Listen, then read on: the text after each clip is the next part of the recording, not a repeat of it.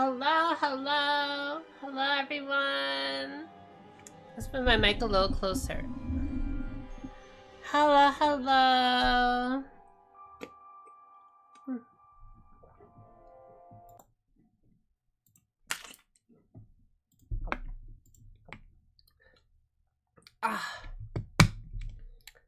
It's my water, hydrating myself. Let's see. 4 viewers. Oh.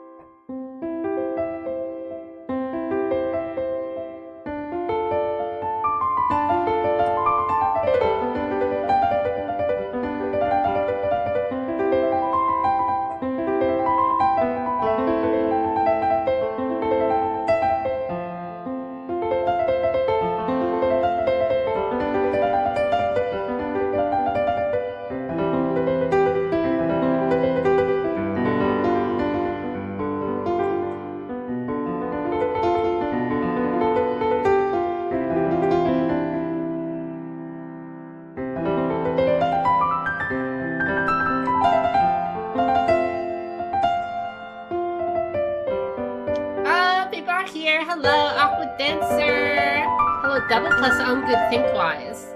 And Red Goner, hello. Red Goner is not be Red Goner. Oh my god, that doesn't make any sense. Look, I got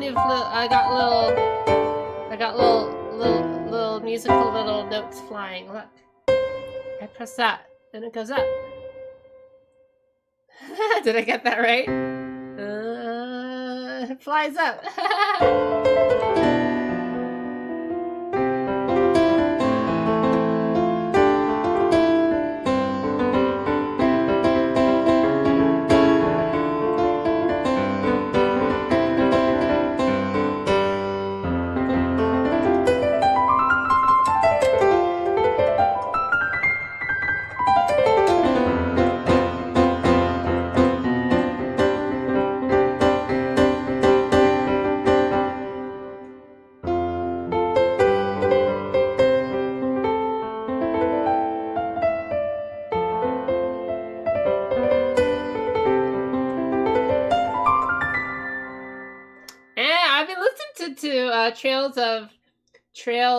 Trails in the Sky OSTs on Spotify, and I can't remember any of the songs. I know that it does use one of my favorite chord progressions though a lot, over and over as a motif.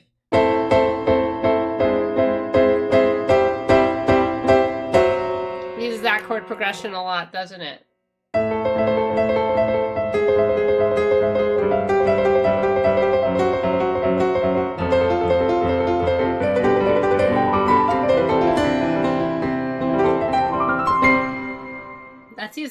that chord progression. That's used in a lot of songs.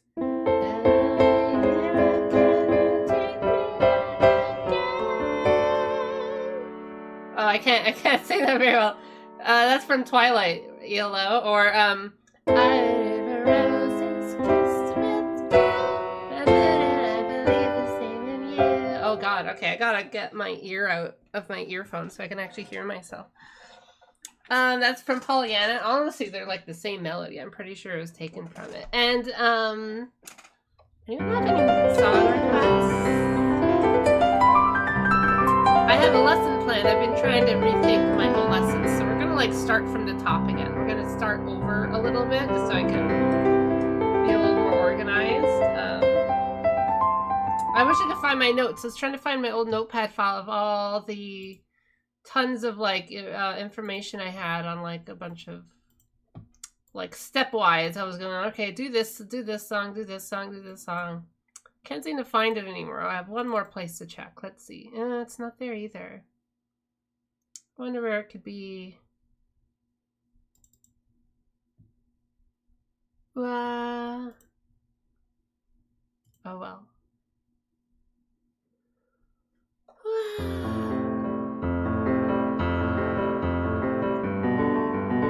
Yeah, so I have a little basic little starter lesson, and we're gonna like, I want to actually like post my chart, so I'll actually be uploading my chart this time after. Also, tell me if these are a little too distracting. I kind of like them though.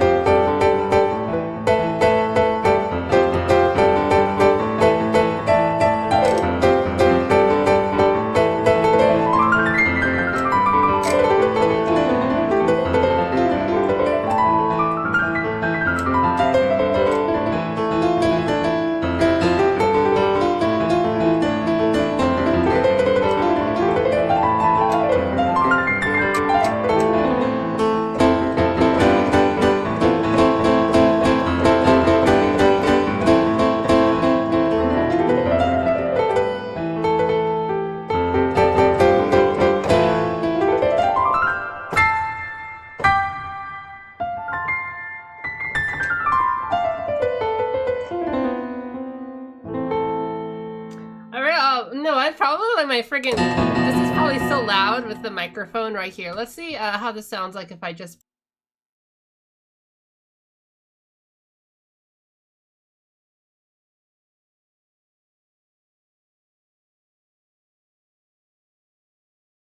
It's called Synthesia.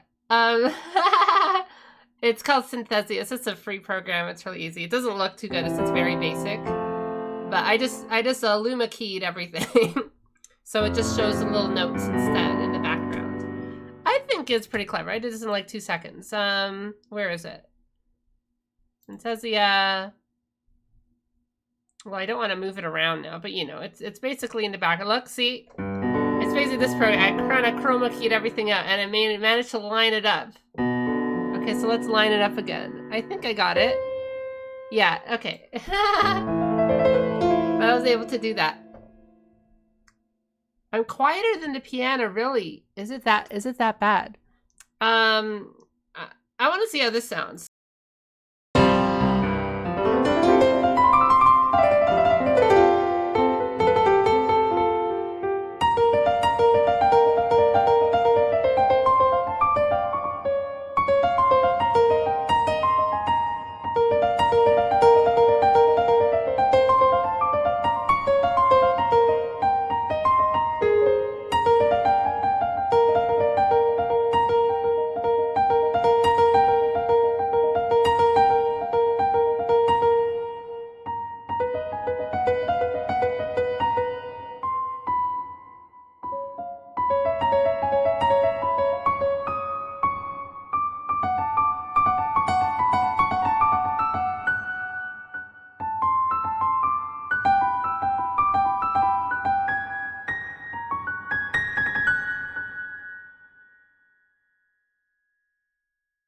So yeah, that was it without any like keyboard noises, banging noises, right? Because this is so physically loud, so I want to see how that sounded. Anyways, we're starting a little lesson soon, I guess.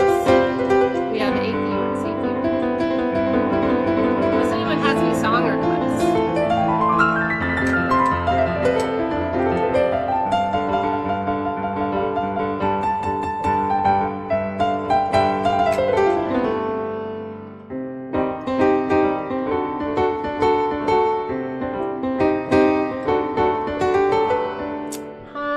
If I'm really that quiet, let me see if I change something. Let's see. Oh, here we go. Okay, I should be a little louder now. Am I a little louder now?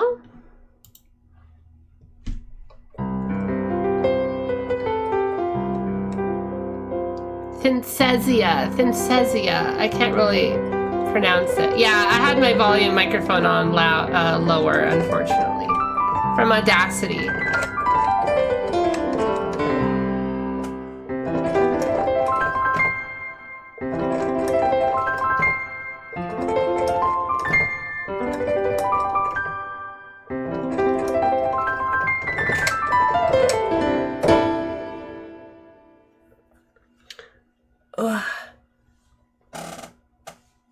Gotta do your stretches. Ah. I'm gonna play a game after too. Who knows? I don't know what game to play though. I have so many games. We can't play Death Stranding, so something. Anyways, let's get rid of some of these silly little gifs. Silly little gifs that are just called like image 2, image 1, that I have no idea what they're actually called anymore. So you're going away too. Actually, no, you can stay. Kiriko, sorry, you're in the way. This one, yeah, you gotta go. Okay. I think this is good. I have dancer on my left, dancer on my right. Or left and right, or left and right.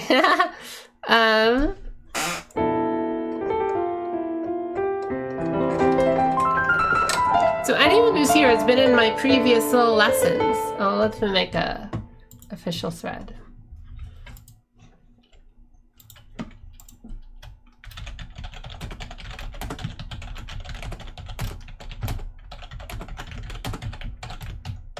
Some music lessons, some gaming after, question mark, ... question mark. Twitch.tv/Minmod.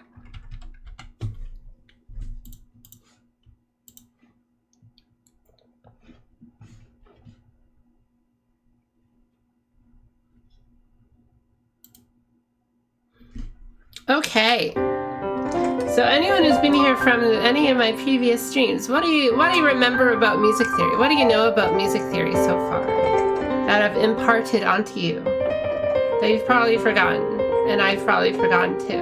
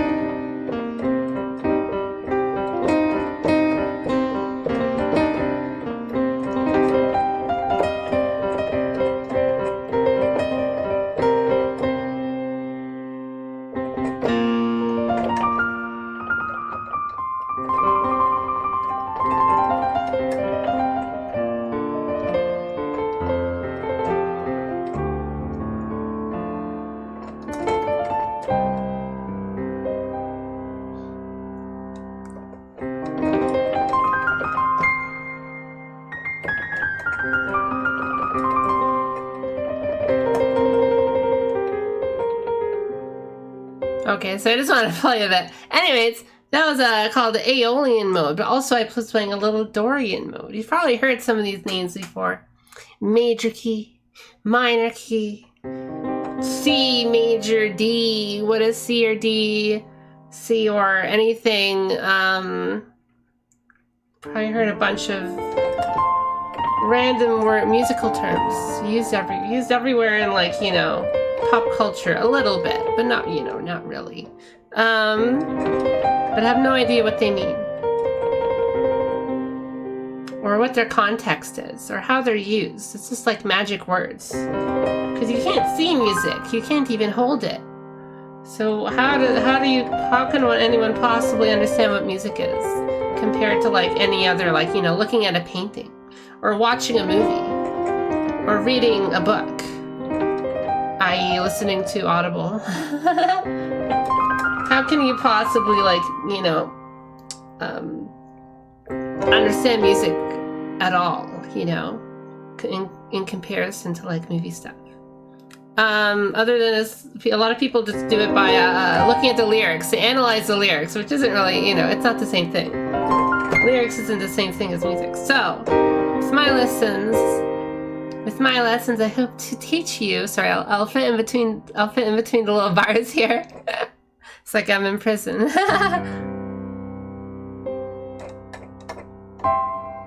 It's like Sans Undertale here. Hopefully with my lessons, I'll be able to teach you. Be able to see music. See music with your eyes and ears. And nose. Not so much the nose, actually.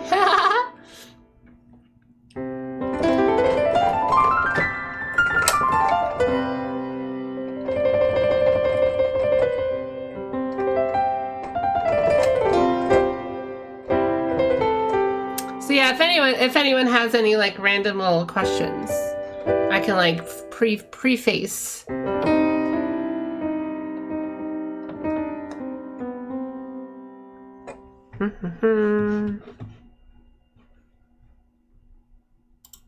Oh, one more thing. I gotta fix this.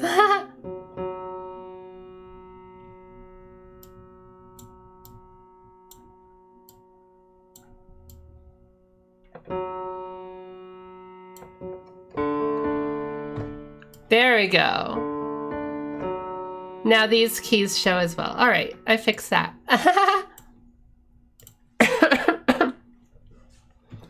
So we're gonna start. Probably heard C major scale before. Let's just start with that. C major scale. So just start C. Sorry, interruption. Youngster God, thank you for following. You're fluffing the bunny hair. Ha ha ha! So we'll start with C major scale. C major is just one of the many scales. What does C mean? What does major mean? And what does a scale mean? Well, they all have their own unique little definitions. Or, you know, they all have their own little important things. So C is an important thing, major is an important little term, and scale is an important term. Although you'll learn, thank you for the subscription too. We live in a society that will not pay me for existing, and I resent that. I resent that too. That's why maybe, you know, if only we can make a living through music, which is not possible. So so let's look at the first part. What does C mean? C is, you know, one of the, do you see all, what we just name one of the notes. So let's look at that. See, you can see C here. See C, D, E, there's F, there's G, there's A. It goes by the alphabet. It starts, you know, it doesn't start at A, but it doesn't really matter. It does technically start at A if we look at, like, where it's tuned. Technically, all music is tuned to this A4 note. This A4 note is technically the center, but it doesn't matter. We can technically start from any note, and they're all the same thing. So let's shrink that back down again. I keep on making things harder for myself. You're seeing behind the scenes.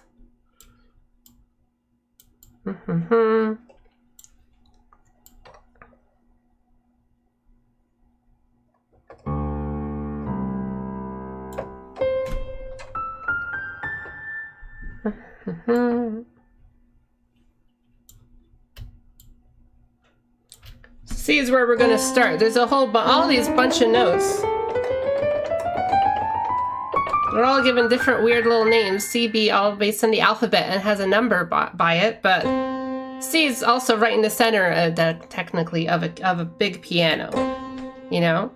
So you're gonna see like a little pattern like this. They're gonna be white notes, black notes in between. White notes, black notes in between. We're not gonna talk about those just yet. We're just gonna say, well, this way, if we just play all these white notes, the big white notes, they're very tasty little. They seem to go so well together.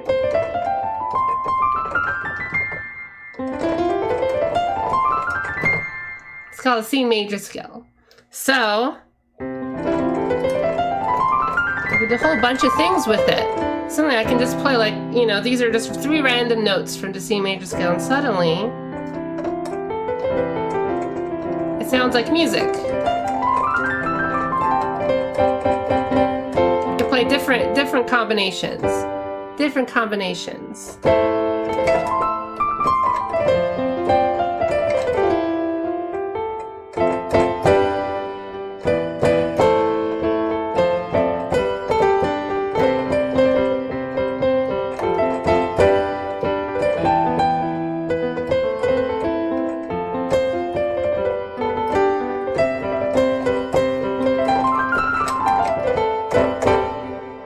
That's a song. So definitely, like, once we have this, we can like make songs out of it, you know. So C major scale.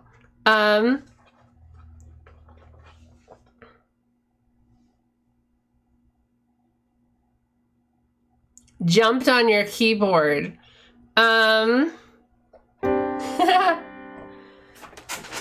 So, well, what about all these black notes? Well, let's try to play all these black notes too. Let's try to play all 12 of the notes, you know, because there's 1, 2, 3, 4, 5, 6, 7, 8, 9, 10, 11, 12. 12. I counted wrong, but there's 12 notes. Okay, so we'll do this.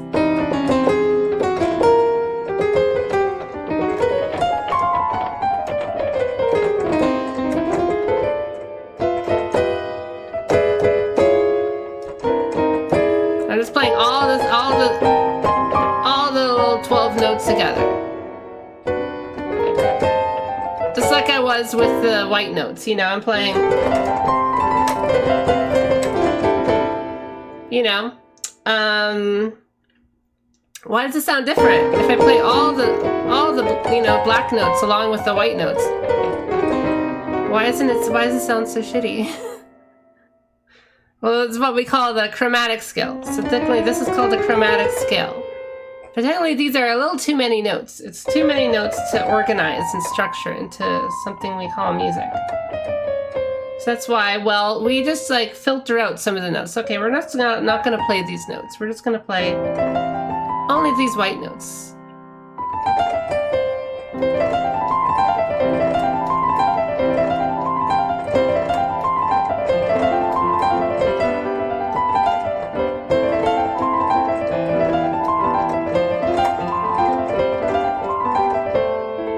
Suddenly, everything just sounds good together.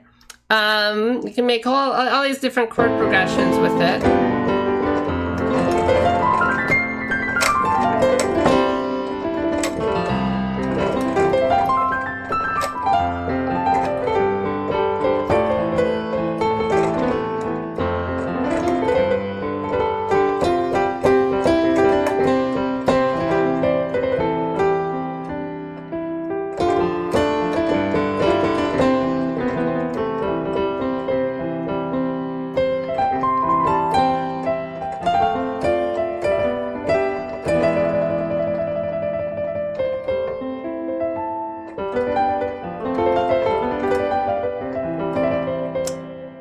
Hold on a second. I did play one of these notes, one of the black notes called the A flat.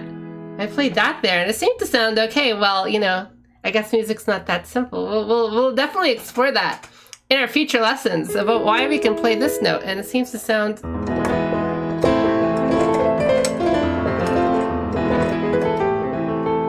Oh, it sounded just fine. Even though when we were like just playing all the black notes together, everything sounded kind of shitty. Suddenly when, you know, we played this very specific sort of like off scale note, everything seemed to sound much nicer. So it's not, it's definitely based on context, which I'll teach you all about. All the different kinds of special contexts where you can use all these extra little notes. Wherever you like, and you won't even be confused about it. It'll make total sense to you, because music theory, which is what you'll learn, makes total sense. It's such a cohesive, fun system of art.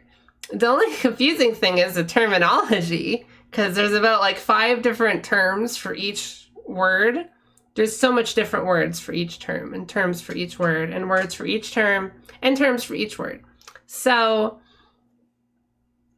that stuff is confusing, especially, in classical they call it this, and in jazz they call it this, and in rock they call it numbers because they don't know music, or, no, it's all just like, it's the terms people use for these musical ideas are different, but the actual terms themselves, what they describe, are just very simple, and they could be described as just how to use all these different notes in a nice way. And it's not prescriptive, it's just descriptive. That's another very, very important thing. So a lot of music theory criticism comes from the idea that it's telling you what music has to make,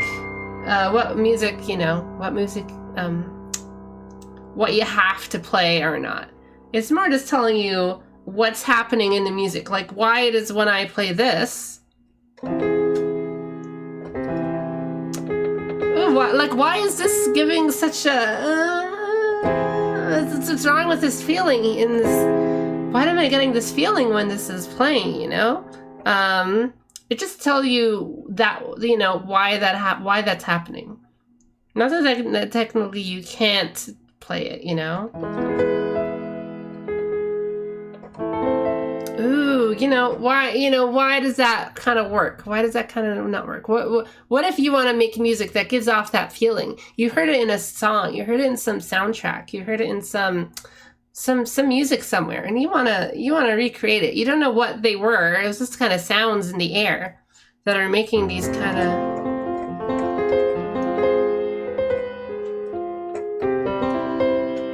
there's something so special about that. It's hard to describe what is even going on there, but it's so special when you hear it.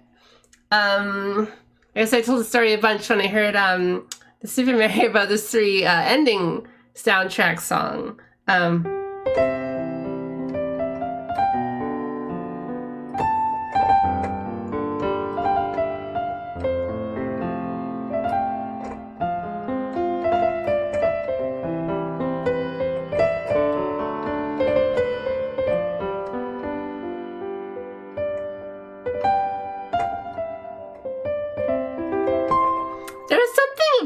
That I couldn't quite place. I didn't hear that kind of magic in it, that complicated feeling so complicated from anything on like the radio or anything in pop music or anything. It was just this weird little video game song when I was like 5 years old or something. And it was like, I gotta know, it took like, obviously when I was older and getting into music, it took a long time. Like, well, I gotta figure out what was that magical feeling? And it was technically this like cool little pattern that was going on.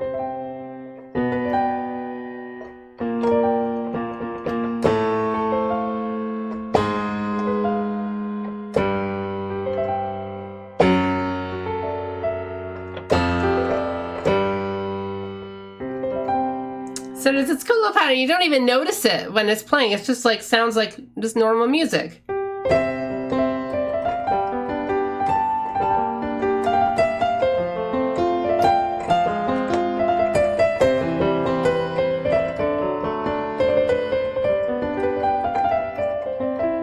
Probably like, there's a bunch of like songs that use that. There's also the ending of like Pokemon Gold and Silver. What does that song go again? If only I could remember. Da da da da da.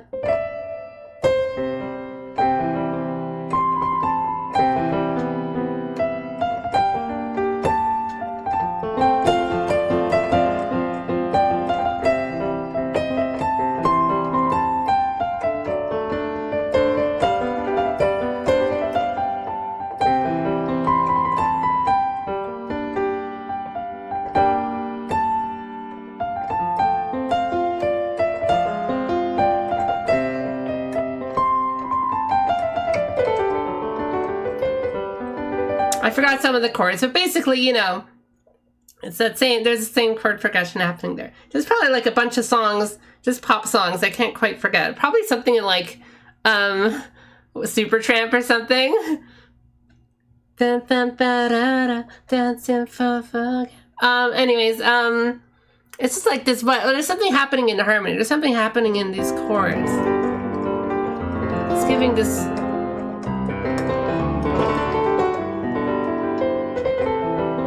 There's something happening there that you can learn. You can take that power, that emotional, impactful feeling and have it in your hands to control it. Even if you're not good at piano, you don't need to be good at any instrument to be able to do this. You can just open up a DAW and start putting in these notes and stuff and feel and be able to control the soundtrack, you know, be able to direct people's, like, you know, direct people's emotions through music without, yeah, you don't have to use words. It's just like how these intervals and everything interact, how all these different notes and everything interact with each other.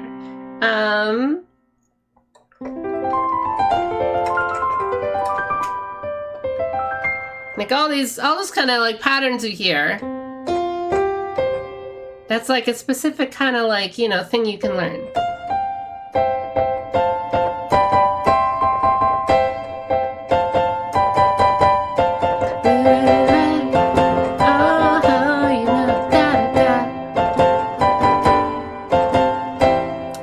I had so much more examples in my head. I'll just play them whenever I think about them. There's so much like examples of songs I can think about. What is a Twist and Shout song? That's the same chords. Twist and shout, come on, come on, come on, baby now. And twist it all hard. They're all using these C major chords, C major scales. As long as I play all these white notes, everything kind of sounds pretty good. And I'm playing like, you know.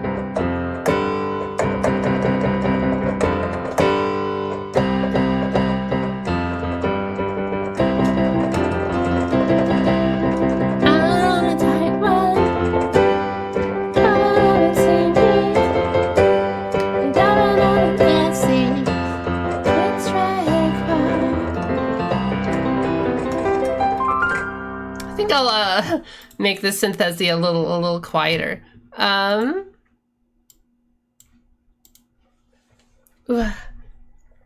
So anyways, I do have a chart. Let's start the chart. Let's start the chart. So we'll start with just a chromatic scale. Thank you. I want to just do it. I can't really think of. There's so many song examples in my head. Like God, I can think of like.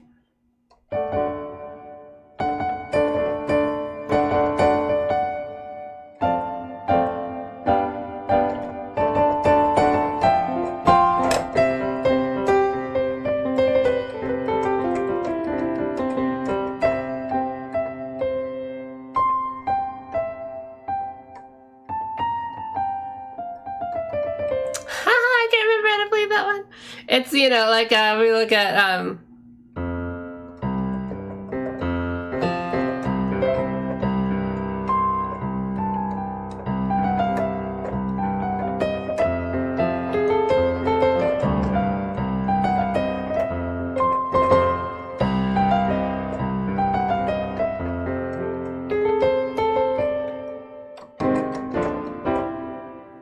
even that example had a lot of these chromatic notes. So anyways, we'll start with our first part of our little lesson. Chromatic scale. So chromatic scale is, again, all 12 of these little colorful little notes. I have them color-coded to the right things. Look, red, orange, yellow, light green, bright green. Oh, this is different kind of green, whatever. You know, like light blue, darker blue, blue, purple, like purple, pink, red. So this is a gradation of rainbow. God, I can't even do the Mario. Yes. So we just take like literally sound waves, like oh. You can do that, like this is a fluctuation of sound like that, and it would be, you would cut that up. You would just cut that up, those sound waves, into 12 little chunks. 12 little chunks of sound. Why don't we use more? Why don't we do 24 different sounds? Well, that's too much. It's too much to work with. They'll start to sound too similar to one another. Even these two sound a little too similar to one another. It's hard to know when they even start or stop. Like, it's hard to know, well, what was that last note I played? Was it da, or was it da, or was it da, or was it da? Like, it's sort of like, well, they sort of start to run into one another. You need some kind of definition between them.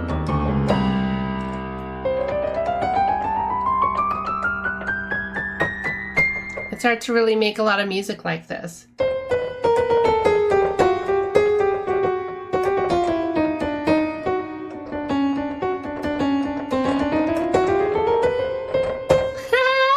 There's a lot you can do with chromaticism, but how you can use chromaticism is defined by what else is happening in the music. Because it's, you know, when you're playing this, that's not the only music that's happening, right? It's usually like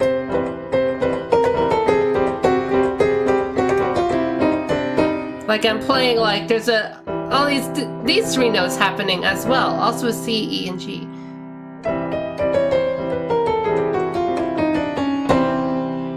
So suddenly, now that we have this, we have a little foundation for this. Now it feels like, this is where it ends.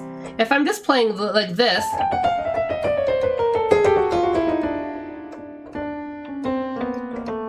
it sort of feels like, well, I could, you know, there's not really an end point to this.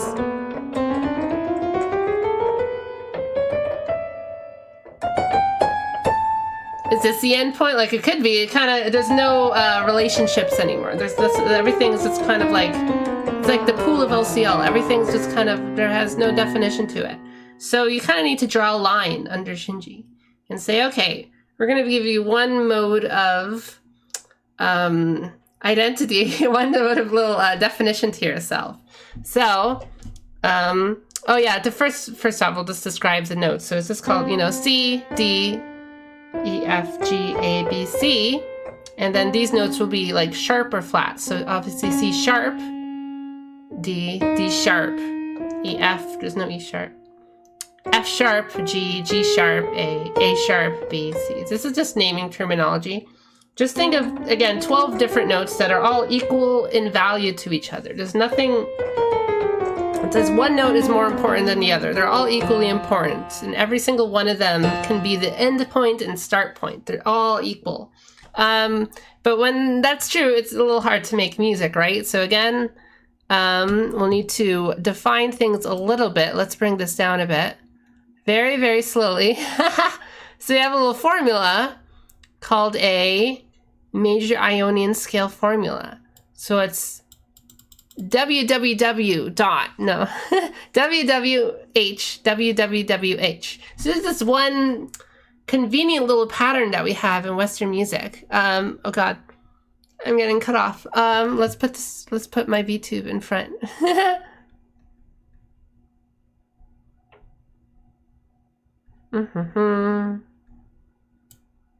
Okay, so I'll put my piano. Yeah, okay, so it won't block me now. So it will block us just for now though. So we have whole, whole, half, whole, whole, whole, half. I'll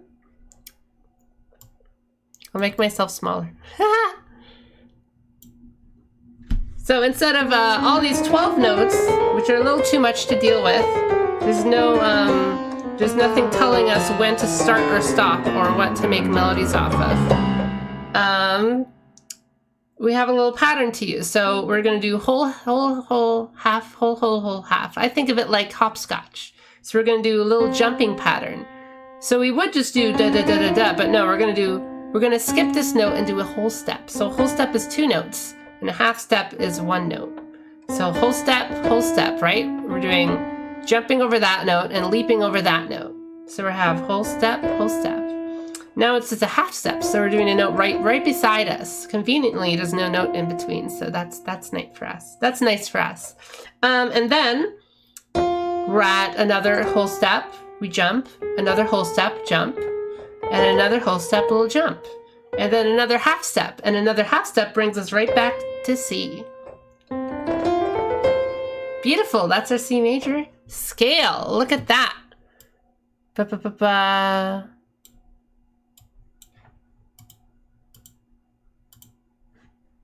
I need to bring, okay, here we go. Slowly, slowly, drum roll, please. Da-da-da-da-da-da-da-da. Oh no, it's crushing me. It's crushing me. Oh no. So now we have very defined notes here. A C major Ionian scale. A scalar family of notes. Now given definition and structure. I gotta make myself smaller now. Smaller again. Okay, so now we have C, D, E, F, G, A, B, C. Wonderful. And you realize after we get 7 notes, that's why it's 8 notes. 1, 2, 3, 4, 5, 6, 7, 8. That's why you hear octave so much. What is this octave? What is that octave? Well, it's literally means 8. Oct, like octagon, 8. Ave is something, but it's definitely like octave. Okay, so that's why we use octave. We don't use 12 ave. You know, 12 would make sense technically. We could use whatever 12 is. What would that set ave or something? Anyways, we just say octave because most music only uses 7 notes anyways, or 8 notes, you know. Now suddenly, when we don't have all these notes getting in the way, it's a lot more easy to understand the musical function. Do, re, mi, fa, sol, la, ti, do. Do, re, mi, fa, sol, la, ti, do. That's based on this major scale. That's if we start from C.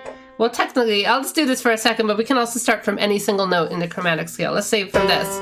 Let's start from G. So we do whole. We can do like chromatic scale from this G note. But technically, we can also do this major scale. So we could do whole, whole, half. We skip these 2 notes in between. So whole, whole, half. Then whole, whole, whole, half. That's also a G major scale. It's that simple.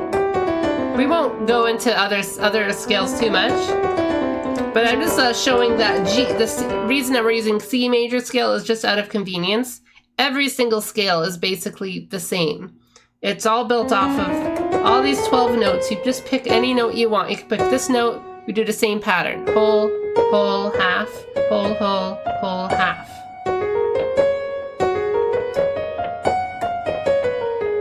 Same thing. We can start at any of the notes. So this, these are all our Legos. We dump them in a big, we dump them on the floor from a big Lego block box. And then we decide, oh, I only want these specific colors. We should pick 7 out of them. And there we go. We got something we can build a dinky little car with or something. Or we choose these ones. There we go. We can build something else, you know? But it's the same kind of little pattern we're choosing. We can do...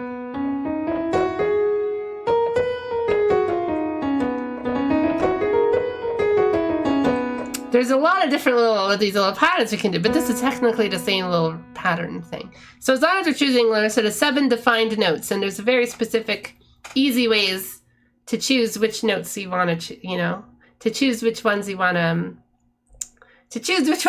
choose that will work for whatever you want to write. There's no reason to worry about that. But basically, we're just using C for choice of for sampling, you know, for example. So C, D, E, F, G, A, B, C.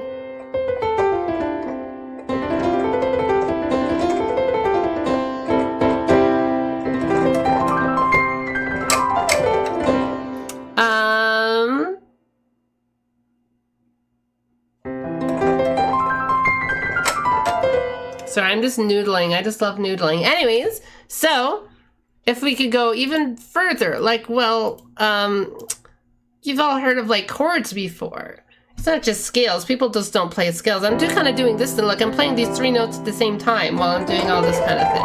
And sometimes I'm playing different. See, 1, 2, 3. Sometimes I'm playing different combinations of 3 notes.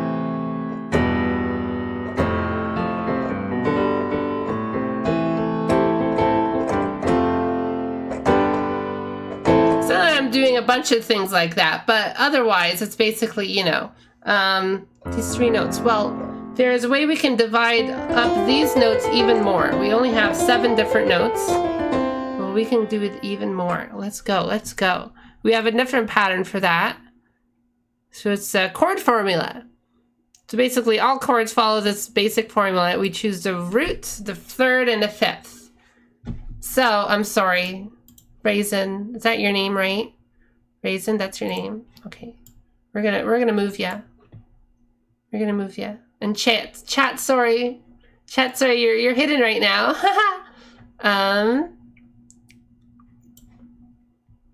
Italians love noodling. That's why they invented spaghetti. That is a great joke. That is a great joke. It's a painful joke. Can't get me synced up perfectly. Anyways. So we're gonna root 3rd and 5th. So root 3rd, 5th, obviously. 1, 2, 3, 4, 5. 1, 2, 3, 5. There we go. If we choose the 1, 3, and 1, 3, 5, we'll get the major chord. Since it's a C, we started from the C, we did our little counting. We started from the C, that's why it's going to be called the C major chord. There's a reason why it's called major. We're gonna remember, I was gonna explain both the C part, the major part, and the scale part, so. And also Ionian, but that's, you know, I could show that in another picture soon. But it's called major because I'll explain it in the next slide, obviously, but next slide, because this is a PowerPoint. But once we have these 3, suddenly we even have more clear definition now. Everything's even simpler. Like we've drawn in lines into instrumentality. So what if we only just play these three notes over and over?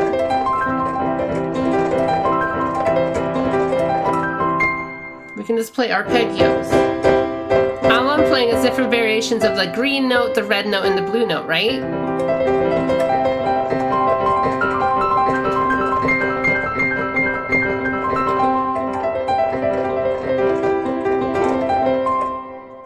Called a major chord. So it's even more stable. Like there's no like there's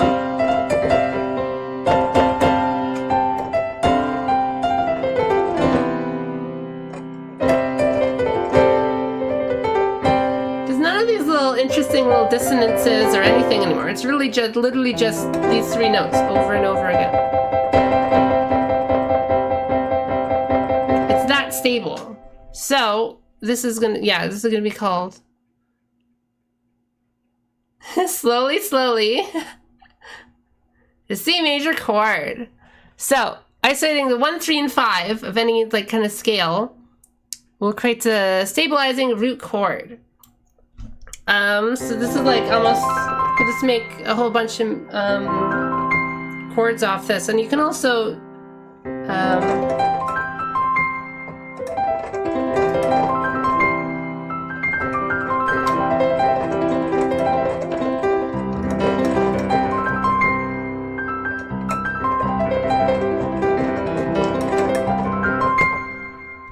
so now we filtered out even more. Let's go down even more. I'll just show the whole image now. There we go. So now, oh God, it's too big.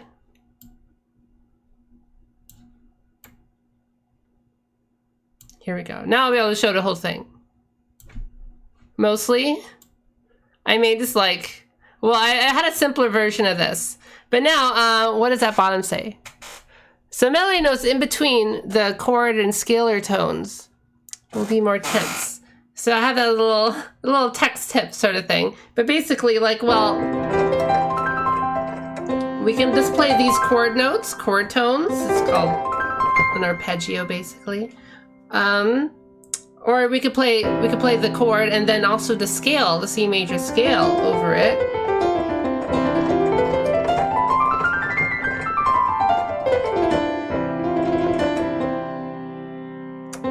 Which gives a little more, it has these like, well, when the note is not in the scale, when the note is not in the chord that we're playing, it's a little tense.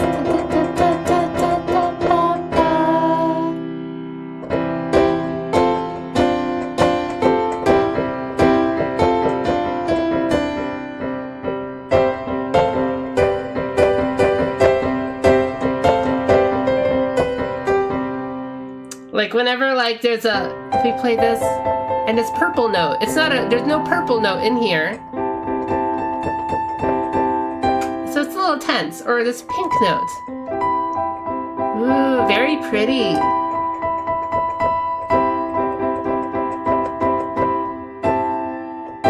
Very pretty. You can have little pretty extra little colors to it now.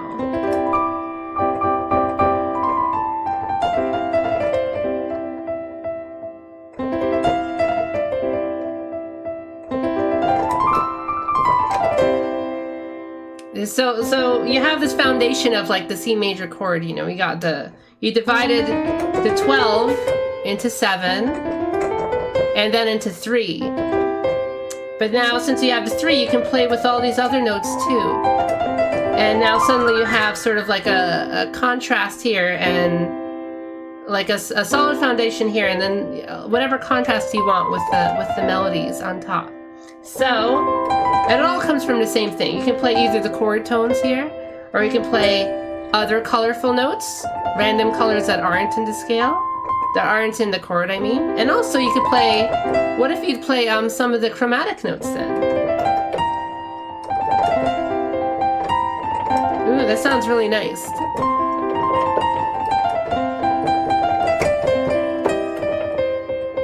Ooh, kind of bluesy a bit. Ooh, like that's like exotic. Ooh, you know, all these different little patterns. It's based on this simple combining all these different little intervals together. All the different chromatic notes in different ways.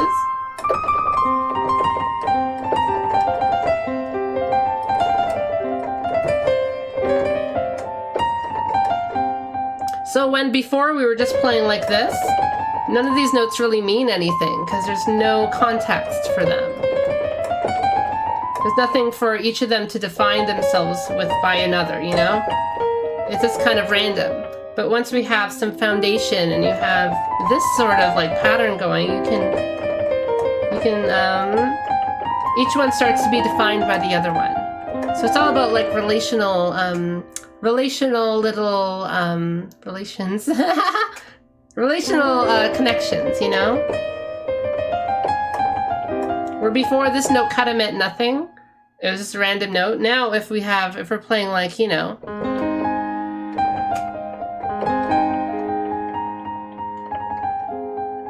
now suddenly these notes like are doing something because you have some context for it and you're relating it to something else.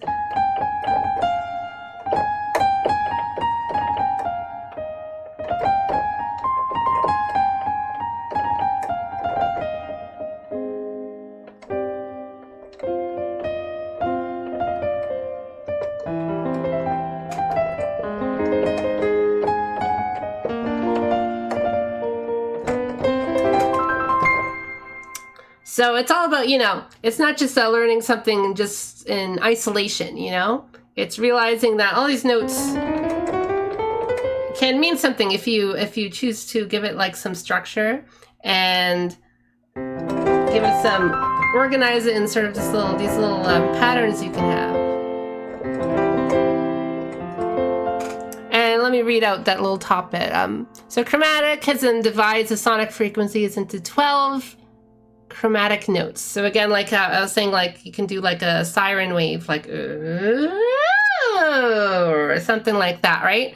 And technically that will like loop through a cuff, like maybe 2 octaves or something. And each like 12 little notes, each like time it goes up to like this, it loops up again from C, to another C, to another C. These are all technically the same note. You can tell because they sound very same. If I was playing this note instead, look at that.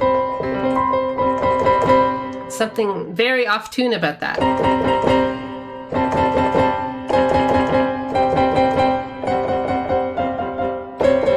You can tell this is not the same note as this. This is their thing. This is how you can tell if you're not like if you're not like tone deaf or something. If you can tell that these two are the two different notes, you know? It's like painful a little bit.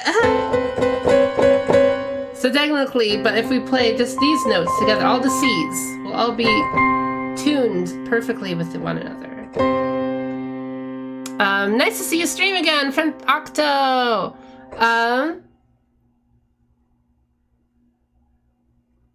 Nice to see you stream again. As per usual, I can't stick around because I'm in the middle of work, but I just want to pop in and say hi. Please have a wonderful stream. Take care, my friend. Have lots of fun. Octo, you're so nice. Thank you, thank you. Hope you've had fun in watching. Vicky, have a good day at work. Have a good day at work. Oh, Sauce Jockey. Hello, Minmod. I would like to tell you that I opened your Twitter page, and now my For You page will not stop showing me images of that one Fate Samurai twink. Please make a stop. Listen, that Fate Samurai. Oh my God. Listen, it's a saber. It's a genderless saber, officially, from Word of God, from the creator himself. It's not supposed to be. It's supposed to be whatever you want it, whatever you want them to be. This looks like a fighting game command sheet. I think of it more like, you know, there's like atoms and they combine into like particles. I mean, wait, particles combine into atoms and then atoms combine into molecules. You know, there's this little discrete little building blocks. So these are all the different particles, and then you can combine them into a little combined form. And then you can discrete them even more into like this sort of thing, you know? Or I could do it the opposite way, I guess. Min laugh giving me laugh. Ryu is so broken when he uses a C major. C major Shoryuken. So we're just gonna look into actual names of the intervals next, and I'll do a little. I did a little demonstration of this last time. I'm remembering, so that went pretty well last time. So I'll explain the little C major melodies a little bit first. But yeah, like you know, so I can either play just all the chord notes. I can play in between the chord notes. This is in between these two chord notes, right? The 1, 3, and 5. Well, if I play the 2, 4, 6, 7, you know, if I play these notes, it'll give it an extra little color, you know. Last Christmas, da da da da da da da da da. So like Gusty Garden, you know, starts on the roots, starts on the 1, starts on the tonics. There's so many words for the 1 notes, you know. It's called the root. It's called the home notes. It's called the tonic note. It's called the root, the 1, anything, whatever, the octave even. So Gusty Garden like starts at like da da da da da. So technically it plays also the pink and the yellow, the 7 and the 2. So da da da da da. So it just adds a little bit of color, right? Da da da da. Remember, if we didn't play those 2 extra notes, we just stuck to the chord tones, right? Da da da da da da da da da. Even here, we go the major. We go the second note above the F here. Just down to the root again of this F. So another thing is, I'll tell you how to write a song. It's basically like having a series of chord progressions and melodies, basically. So you're gonna do like one line of lyrics has a C chord, and it'll be a C chord melody. And then the next one we'll change the chord to this F chord, and we'll have a different melody going on. So I'll teach you all guys how to write your own music too. But now I'm just gonna show off a. Let's see. I want to show off a interval pattern. Unless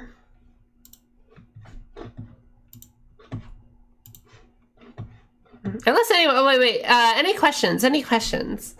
There's probably so many questions. I think I'll only post this chart for now after after the stream. If there's any questions about this whole C major business.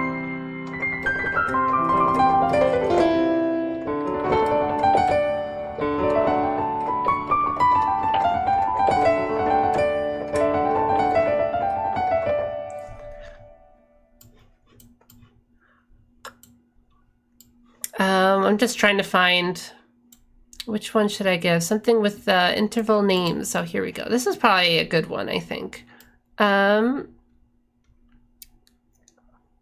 Okay, yeah, I'll show this one.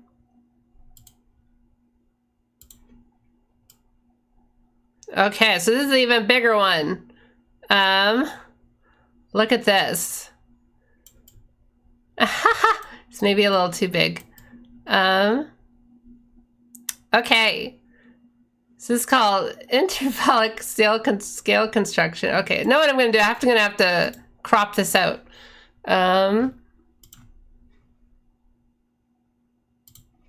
Let's crop the right 50, 100, 200, 250. There we go. That should work.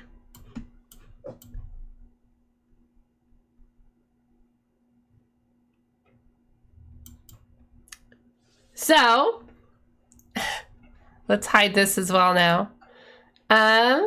So for first note, we have the root red. Root is red, right? So we can either do brighter or darker. We can go up to the yellow,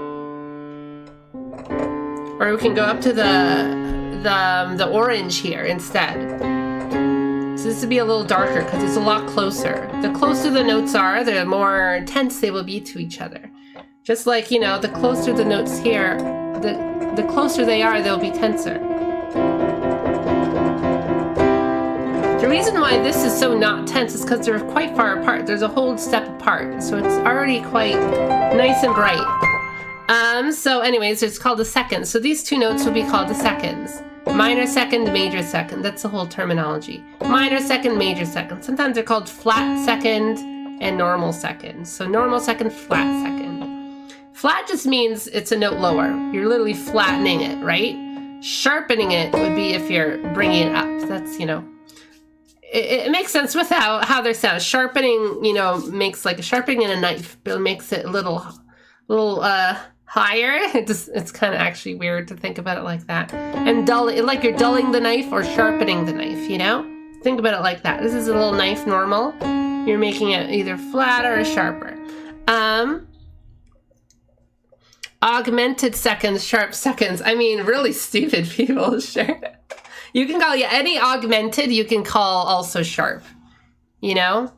Augmented, sharp, that's both the same kind of term. Yeah. It's not too common. This is what I meant, like, in different genres, you might find people do say augmented seconds or something like that.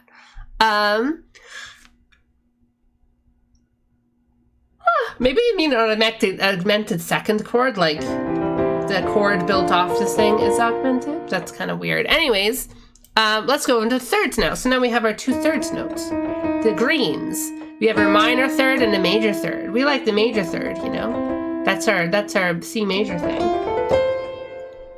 So we have seconds, we have thirds, and we also have fourths. This is all goes by numbers. It's pretty predictable here. So you have a perfect fourth. Oh, never mind, not so predictable. So it's not major or minor anymore for the fourths, which is kind of dumb. It's perfect or augmented. I still kind of think of it in my head as a minor fourth and a major fourth. But you don't need to. Again, this is just, it doesn't really matter what you call these things. It just matters that, you know, there's 2 seconds, 2/3, 2/4. That's the real thing, you know? It's not just all random chromatic notes. We actually have a way to organize even the chromatic notes once you want to make music out of it and stuff. So you choose either 1 second, 1/3, 1/4, and then we have our perfect fifth. There's only 1/5, the F, the G, the C and the G. So it's exactly 1, 2, 1, 2, 3, 4, 5, 6, 7 notes away.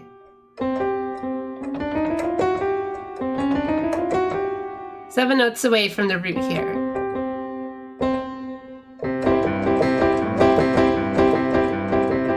Look at these. I'm playing the red, blue, red, blue, red.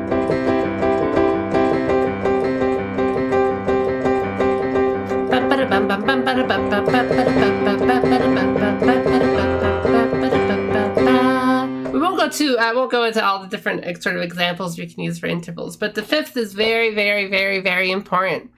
It is so important.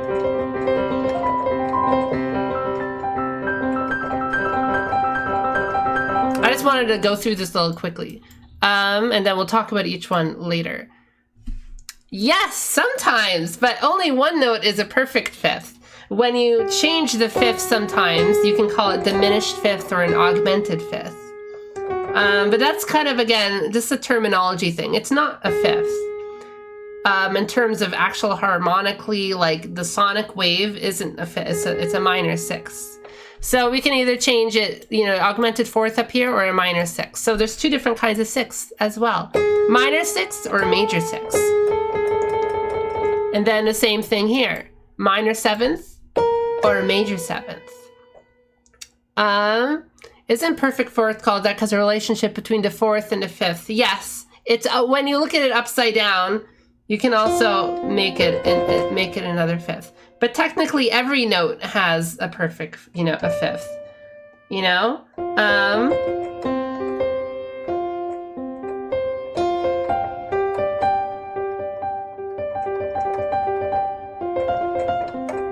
The thing is that, like in the chromatic scale, every note gets to have its own fifth. Like this is a fifth. This note has a fifth. This note has a fifth. This has a fifth.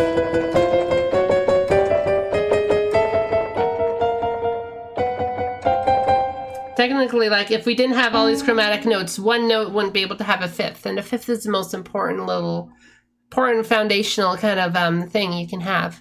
Anyways, we're still on these little. So you have a minor seventh and a major seventh. So it's again, think about the major scale we had, right? It was 1, 2, 3, 4, 5, 6, 7, 8. So technically 1, 2, 2 twos, 3, 4, two different kinds of fours. We have our 5, then we have our 6. Then we have our sevenths. And we have our root. So the thing about scales, there's many different kinds of scales, right? But the real special thing about most of the ones that are used for music will only have one of each of these groups. They'll only have one of this, one of these two, the thirds, one of the fourths, one of the fifths, one of the sixes, one of the sevenths. And that's, and that's it.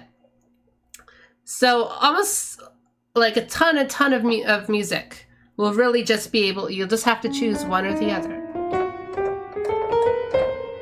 So if you think of it like, 90% of scales will have these two notes, the root and the fifth. So that means you just have to decide one of these two, one of these two, one of these two, one of these two. For C major, we won't really go into the other ones too much because that's a lot. That's all the modes, that's all the scales. It's more that, like, why is it called the C major scale? Well, we chose this is the most important one. It's the minor third and major third. The third will decide if it's called a major or a minor. So we know why it's called a C because we started at the C. And now we know why it's called a major because we chose our major third instead of the minor third. 1, 3, 5, right? So we chose that's why it's called a C major. And it's called a C major scale because we're choosing 7 notes. Sometimes you'll have a 6-scale note or a 6-note scale, a 5-note scale, sometimes an 8-note scale. Usually no more than that. Those are like exotic or simpler.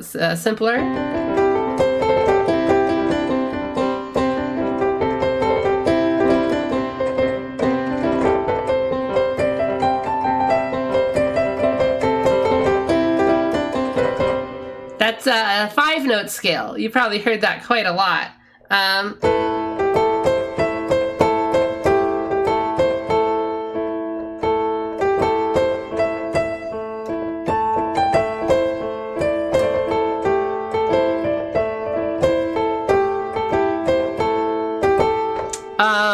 pentatonic stuff. That's pentatonic. That's going to be on our future pentatonic blues, Mixolydian, pentatonic folk song, classic rock lesson that I'm very excited for. And thank you for your comments, both the Double Plus Ungood and Kairiksasoru. Thank you. And also Ethan. I didn't notice you there before. Hello. So now we have why it's called C major scale. Now we know why it's called C major scale again. So we had another word that Ionian. Well, that's just like, you know, one of the fancy names we have for some of the scales. Since there's so many different kinds of scales we can have.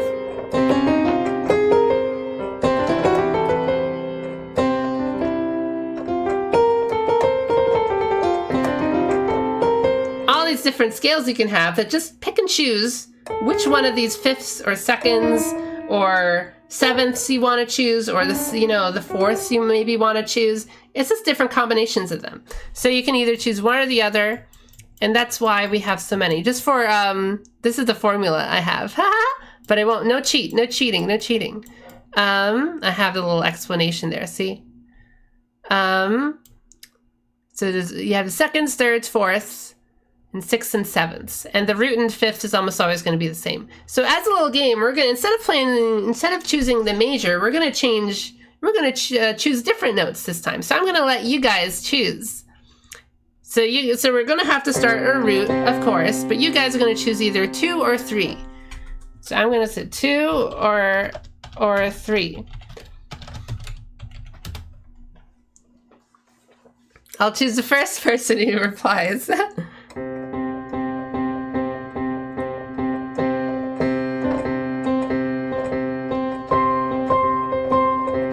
Oh, 2. Okay, so this is a little rare. There's only a couple of scales which have the 2, but we're going to do it anyways. So for that, we're going to choose the orange, minor second. Ooh, very, very exotic. So now we have our second one, 4 and 5. 4 or 5. 4. Here we go, minor third then.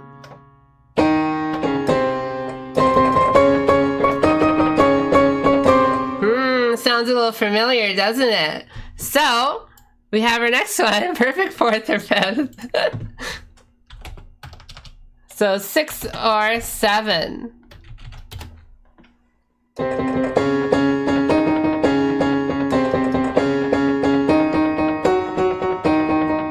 I'll still be non-functional then.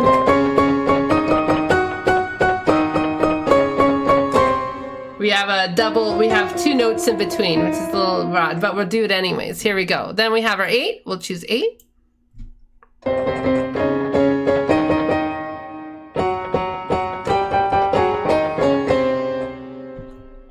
And now we have 9 or 10. 9 or 10.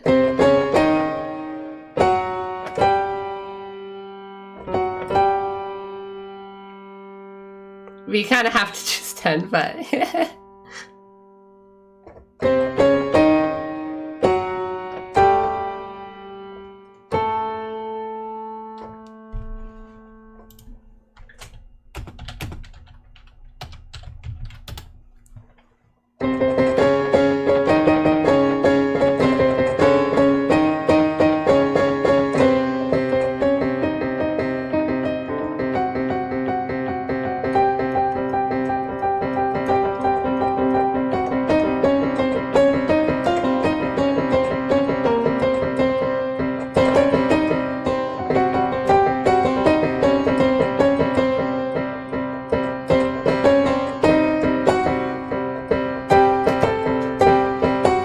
Very interesting.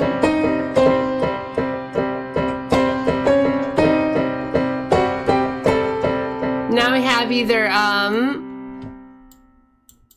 11 or 12.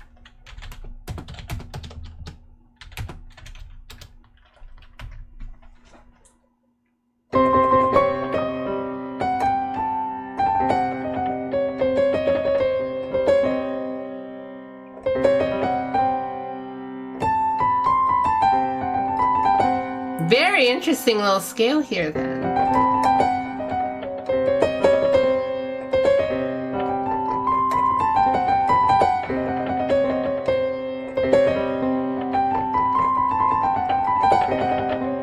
Now I'm basically, okay, so I'm just playing the roots, and I'm playing all the notes you guys chose, which is a little bit of an incoherent scale, but it still works. It still works. So I'm saying we're playing the roots, the minor second, the minor third, the augmented fourth, the perfect fifth, the major sixth, the major seventh, and the root again.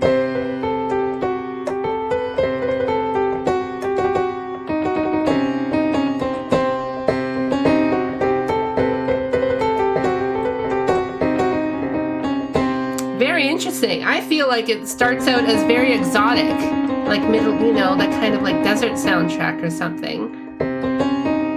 And then it goes really a big jump.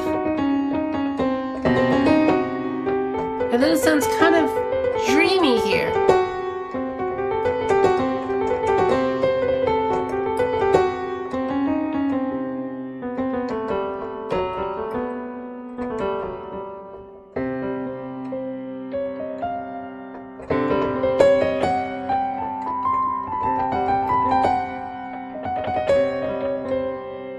But basically, I'm just showing you guys how it probably is. I think it's probably like a, you'd call it, I don't know, like a Lydian minor flat second.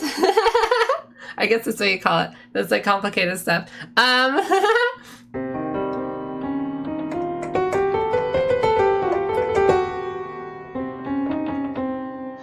Anyways, I'm just showing you like how you combine all these different intervals together. Is how you get things like the C major scale, and how you get the chords you can get from it. Like if we had that, if we chose our minor third with it, and we did our 1-3-5 pattern, suddenly we have a different kind of sounding chord. Instead of the C major chord, we have a C minor chord instead. That's why we have these naming conventions, you know. So we covered a lot. I think I'll try to stop it now because we covered a whole bunch. We only kind of tasted the little surface of this. I will go through like each different mode and how we actually have the different little patterns that we have for them. And I'll show one more little image, I think. Oh yeah, first again, any questions on sort of like. Yes, you'll be quizzed. There'll be a quiz at the end. Any questions? Any questions first? Da-ba-ba-ba.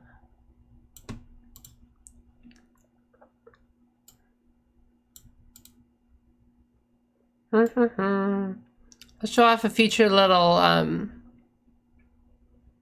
yeah, this is pretty good.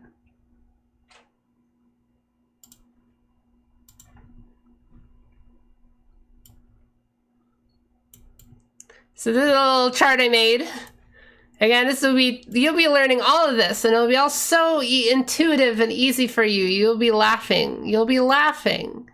It'll be so easy. You'll be wondering why you ever thought it was ever confusing.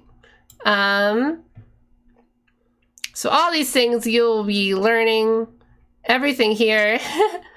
You'll understand what the Lydian mode is, Ionian, Mixed Lydian, Dorian, Aeolian, Phrygian, and Locrian. And all these extra modes too. Hello, hello. How to write each one, how they relate to the chromatic notes. See all the intervals we have here. You already learned these, right? Major second, minor second, all the little groups. All the little kind of weird little scales you can make, like this scale. Ooh, all whole steps. Remember whole steps like that?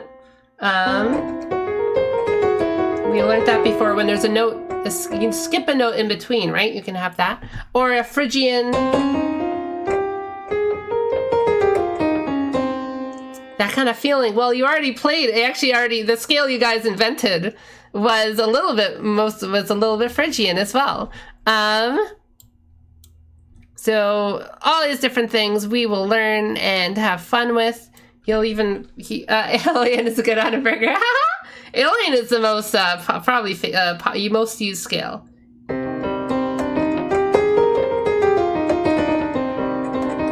It's not as dark as Phrygian, you know? It's a little more usable than Phrygian because it has it has this note instead of this really exotic note, the minor second note.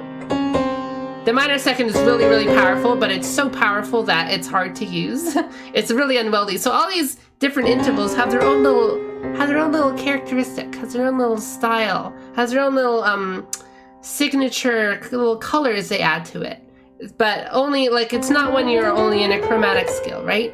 It's only when you have a little foundation, like a root. When you decide on a root, note, scale, or chord, whether it's just a single note, whether it's a scale that you're using, or whether it's a chord that you're playing, suddenly, all these different kind of notes you can play have their own little identity and color, how they relate to each other as well. You can even play them together, different intervals together, and they all have these little...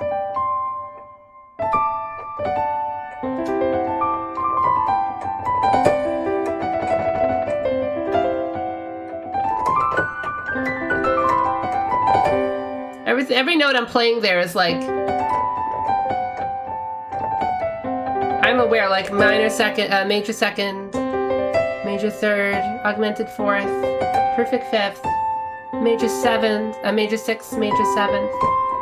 And if I'm playing the root in the major seventh, it has this nice jazzy feel, especially with the major second on top. Ba-da-ba, bam, ba-da-bam.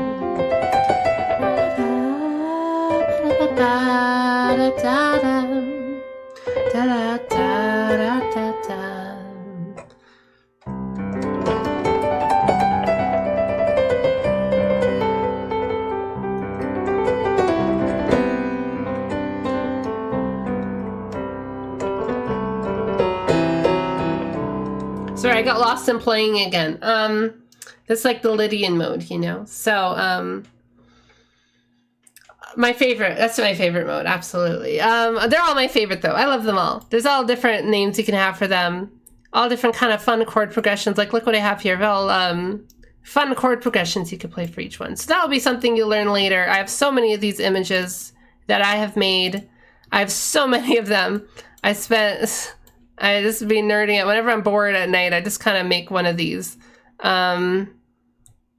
Here's another one. Like, look at this. Look at this. I'm just making, there's so much. That's a sneak preview. Anyways, I probably covered a little too much in this first little thing, but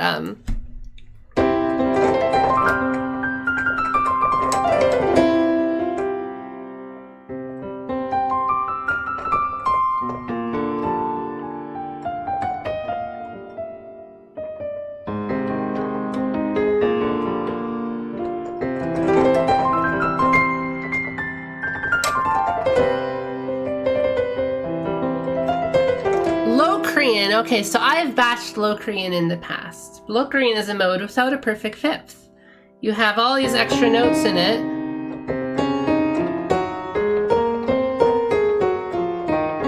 But without the perfect fifth, you can't really do anything with it. Every root needs a fifth to really be able to stand on its own 2 feet. These are its 2 feet. Left foot, right foot, left foot, right foot, left foot, right foot.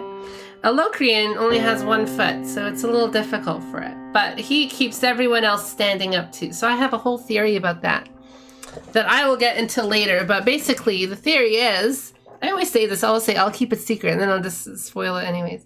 So the secret of Locrian is that Locrian is a mode that you can't use by itself, but it's also the only reason all the other scales work. That's the only reason. All the other scales, they wouldn't exist without Locrian, but you can't really use Locrian itself. It's a little bit of a tragic irony, if I'm using those 2 words correctly. Without the Locrian mode, you won't be able to do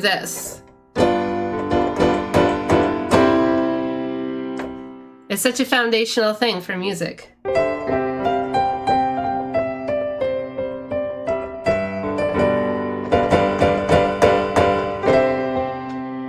You can really have that kind of emotion there.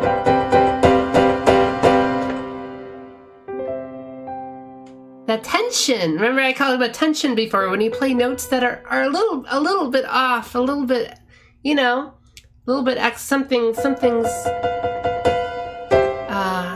like that. When they have all these different intervals interacting in specific ways. Well, without the Locrian kind of diminished quality there, hidden behind all these little different interactions we have, you wouldn't be able to really have the kind of musical contrasts and dynamics and tensions and releases that music gives us.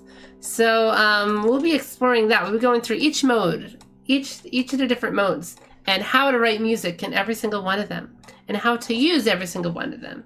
And we'll learn, you don't need to like all the chord names and all the chord whatever. Like I'll also teach you guys how to read notation. I can't really sight read too well, but I can, I know how to like read the charts and stuff if I work on it. I don't really use notation that much, but I'm not going to use notation to teach theory. I'm not going to show you this is a quarter note and this is how we'll learn the B major scale or something. Like, you don't need to learn it that way. It is important to learn notation if you do want to play like piano music or something, or like whatever. But my goal for this is to help you guys, anyone who watches this channel, I want to be able to know what music is. When they listen to like a song or something, just like any other song that they like, and it has a chord progression like this or something.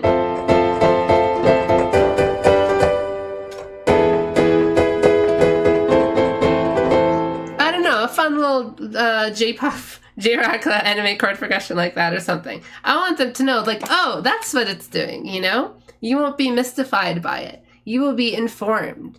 You might even want to make some music yourself if you want to. You won't need to just like put random notes in like a DAW at best and like hope and pray that they go well together. Like you will kind of know all these different kind of emotions you can evoke with all these different chord progressions and kind of special melodic little interval tricks, I'll tell you. Like, like I love like Last Christmas. It's a little, why does it sound quite like that? Why does it sound better than like Last Christmas? There's something a little nicer if you just go than if you just went. Those little sorts of things. Like you'll understand all the little weird little quirky words like arpeggio or larghetto. Okay, maybe not that word. Andante. All these little special like musical terms. I could teach you all of those if you want to know. Wow, that's just like the Rick Astley meme song. Yes, I love playing that meme song.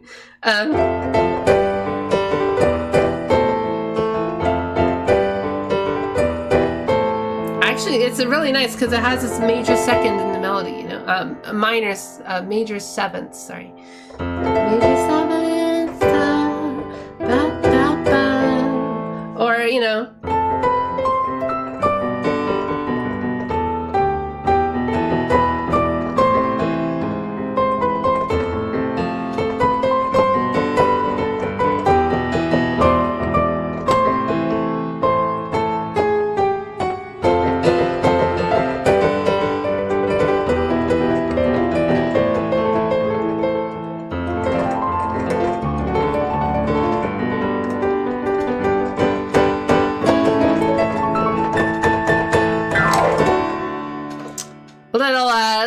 ending of Gold and Silver again.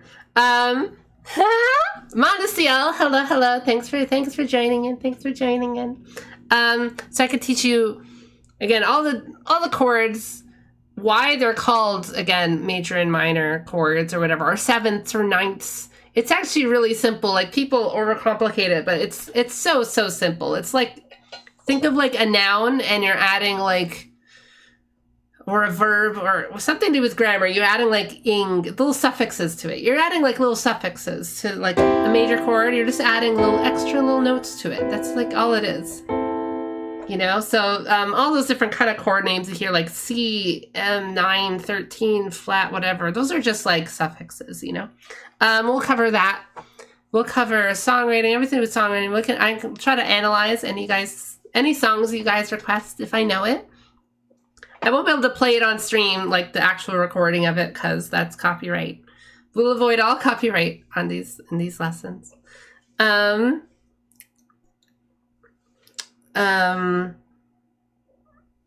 I'll show off maybe some of my own songs. I'm working on my album still, so I want to actually like analyze them properly.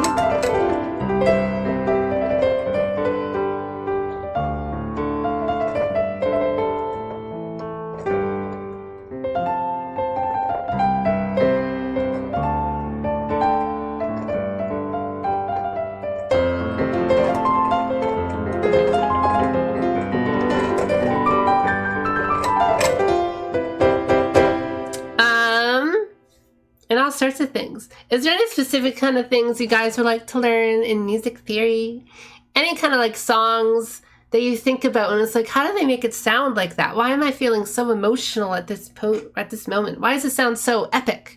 Why does it sound so sad? Why does it sound so happy? Why does it sound so cool? You know, any kind of little moments like that in your favorite songs, you should try to send them to me, link them to me, DM them to me, something, so I can like go like, oh yeah, I'll figure this out in the next stream. Anything like that. Any of those kind of big cool moments, or like, what is happening here? What are they doing here? How are they singing like this? What is that called in music? I'll be able to help you out.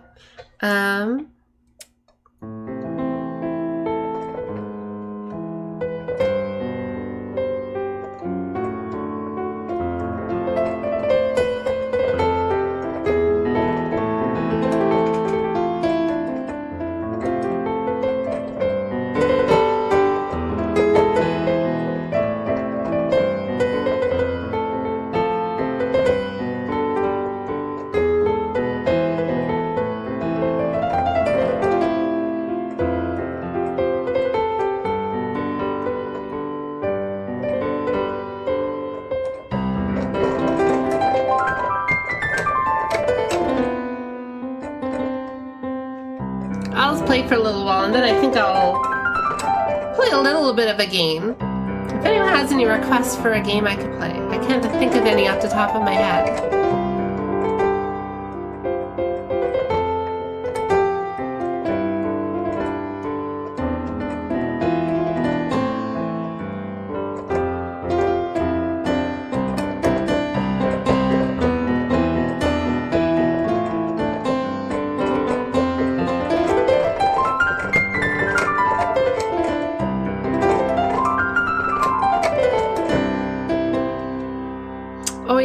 Do like melodic analysis and stuff. I did that before with like Green Greens and a bunch of other songs. I love doing that.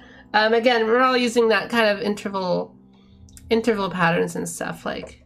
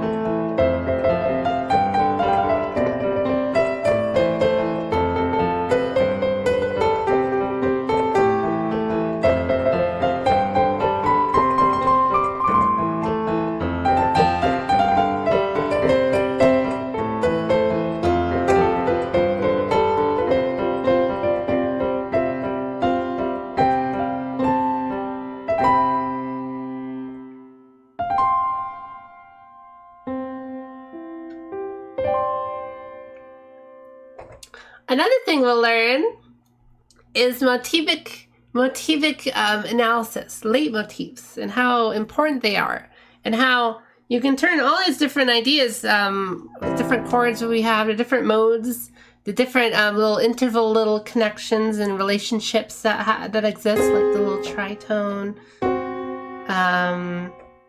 major sevenths, all these little things, and all the different melodic sort of analysis that I'll be doing, like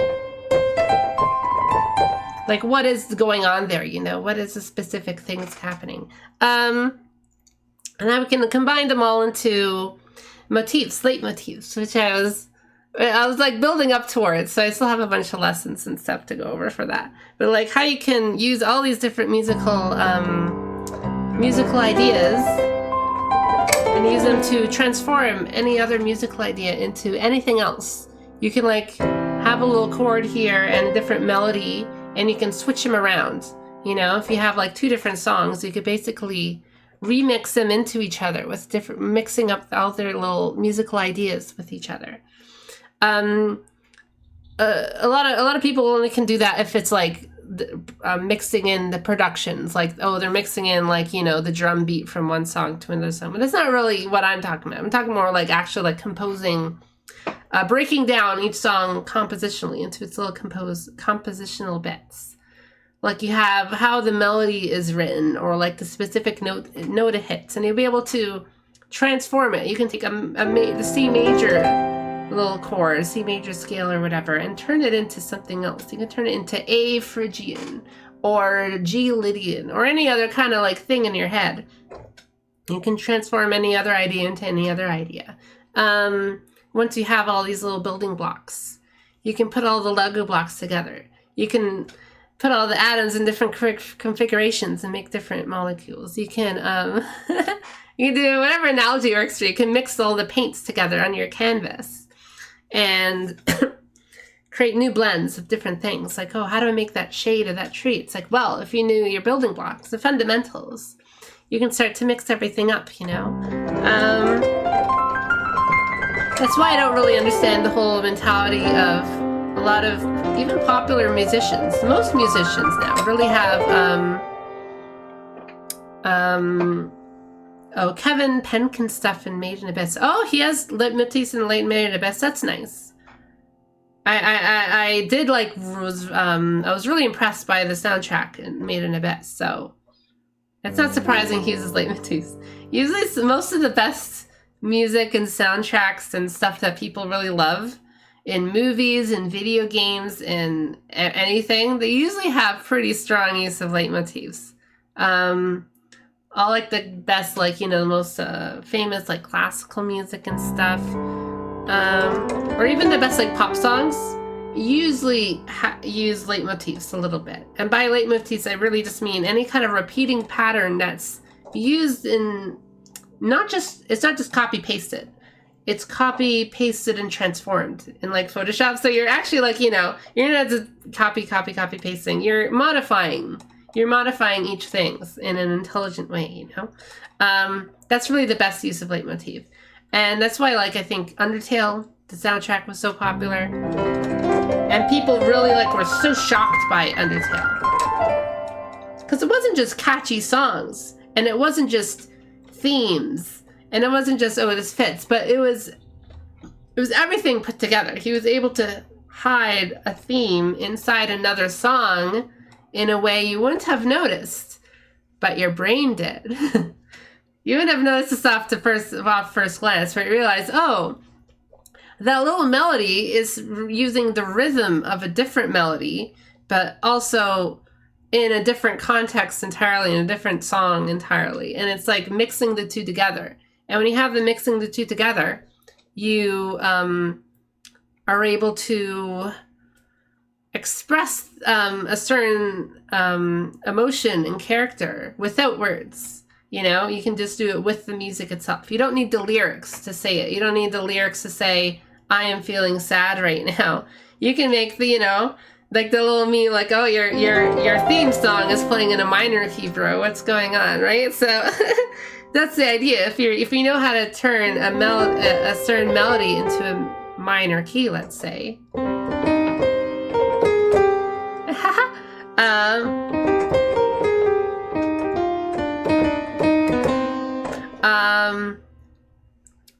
That's like you're able to show that whatever this represented, probably something happy, right? Little Kirby Puyo is having a sad little moment right now, you know? You don't even need to show it with lyrics. You can just show it through the music. Even if you don't really know what's happening physically, because you can't hold or touch music, you know. But it's a way of writing. Like, a lot of musicians can't even do that. They don't actually know how to write a melody into a minor key. Even like something really like simple like that. Like, it's even like professional musicians, a lot of them don't know what they're doing. If they do play like a little melody, they wouldn't know how to actually modulate it or change it or transform it. That's what modulation means. It just means like a little transformation. We'll go into all those weird terms, modulation, key, whatever, key change. I'll explain all those, but if anyone has any questions, I know what all these themes mean. He uses it a lot for conventional reasons like character themes in different scenarios as they grow. Undertales is great. It's honestly amazing how many different variations of the Napstablook song exist, and they are both recognizable as variations and distinct and fresh.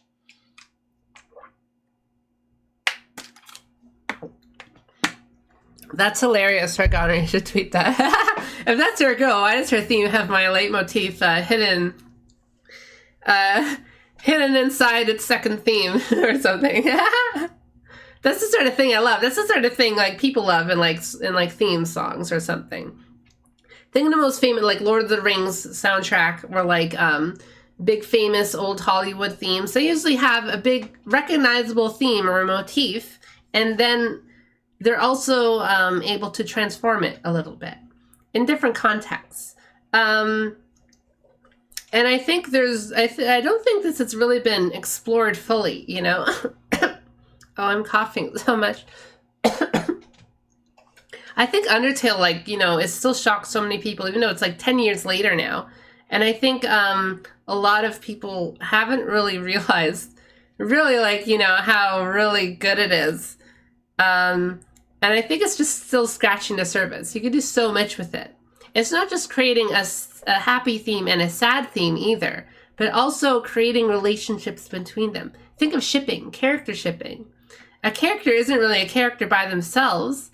They're a character when they interact with other characters. And people love it when one character interacts with another and then they start changing themselves a bit.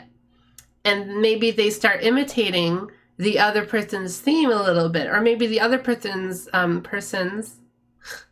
little, they have like a chord progression for them, and the other person has a rhythm associated with them. So everything they will say is in like a certain musical rhythm or something. So you can do this. There's so many ways you can splice music and like cut it up and like analyze it and look at it and divide it and put it back together again in different ways. There's so many ways you can do this with music, and it's so fascinating. And people do that with like books, they do that with movies, they do that with so many other things. They know how to like put it together, take it apart and put it together again. But with music, a lot of people just don't do that. They did it in classical music a bit, obviously, because they were like, that's what they were experts at. But I still feel like, you know, they're still developing this kind of like idea, but they haven't really brought into fruition. And a lot of pop music just doesn't understand this stuff enough at all. And a lot of there's a lot of like jam musicians can't really like play around with it too much. But I think it's really interesting. I think a lot of soundtrack people would really like they sometimes write so much music. I hear so much soundtrack music, and a lot of it sounds so great, sure. But it's like, oh yeah, I wrote 200 original songs for the soundtrack, and like there's no motifs, and it's like, that's just too much music. It's like, it's so much music being written that could be like, you know, really elevated and helped, supported by this kind of understanding the kind of little musical cells that you can transform and like play around with and put in different little contexts and stuff. Like you could tell, Ghost Fight, Mad Dummy, Spider Dance, Mad Mew Mew, Now's Your Chance, Big Shot are all based on the same thing, but they're all distinct and great. Like it evolves every time you encounter it. Yeah, and they all have to do with like supernatural, right? Some kind of supernatural ghost, or like, oh, this ghost is possessing or something. I think so, right? So that's like the little story it's telling, right? So what happens if you hear like what if it's like backwards, like like you would play it backwards or something? What would that mean? What if you encountered like a boss that had a backwards like ghost possession theme? Would that mean like, what is it? It's like angel is the anti-ghost. Is it a ghost that became human? Is it you can have like, all these little ideas with it just by playing with this little motif idea, right? You can do so much like you can do so much with this, just like with storytelling, you know? People say, oh, this character was a dentist, but now they got fired and now they have to be like, you know, like a cab driver or something. Like I guess taking a familiar little character and putting them in a different situation or turning their life around. That's like a normal for storytelling, but people don't really do the same thing with musical ideas. They repeat like the little chorus, a little hook, maybe for like 2-3 times and the song's over. And then you never hear it again. So I think there's a lot, or there's a big theme in a movie maybe sometimes that repeats, but it's, you know, it just repeats 3 times or something and then it's over again. So there's so much you can still do with all these little musical ideas. So I think that's why I'm going to try to focus on the things I'm going to focus on. All the intervals, all the chords, all the scales, all the chord progressions, all the kind of chord interval relationships, like what is this tritone, oh, going to this, ooh, that sounds so good. There's all little weird little quirks like that, or like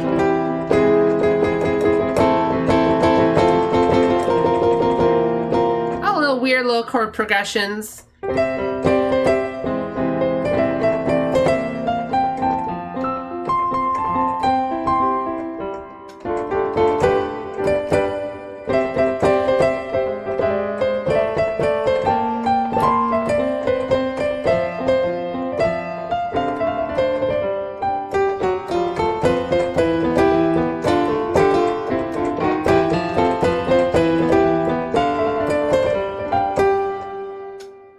That pretty badly, but there's all kind of like fun little interesting little chord progressions going on there, like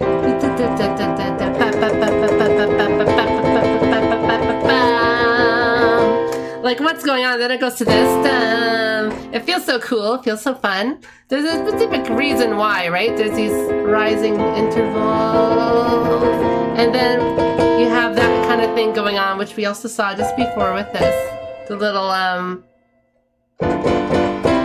remember I said the Locrian stuff? Anyways, tritone stuff. There's all sorts of like these connecting patterns in all the music that you listen to, whether it's rock music, pop music, rap music, classical music, jazz music, anything, any kind of genre you're into, you listen to, any song you listen to, will all use these kind of 12 notes, similar patterns.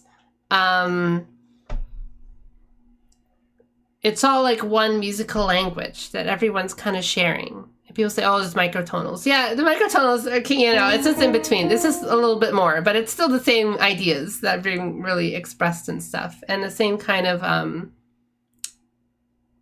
the same language and stuff. It's a very universal language. And I'm super fascinated whenever I hear like something is like, ooh, it pricks my ears. It's like, ooh, that's so something's interesting happening there. I want to figure it out on piano or the guitar, you know? So, how do I play guitar for a bit? Let's see. Ooh.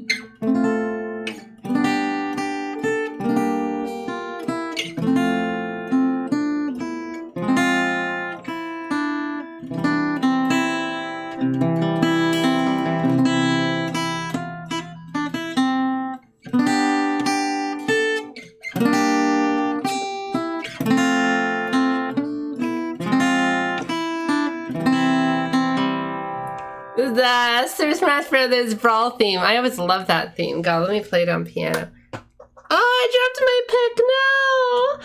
I ran out of all my picks. All my picks are like lost in my room somewhere. They're all like whoever knows. I had like 20 of them. They're all like on the ground somewhere. I can't find them. Anyways, let's see if I can play this with my guitar in my hand.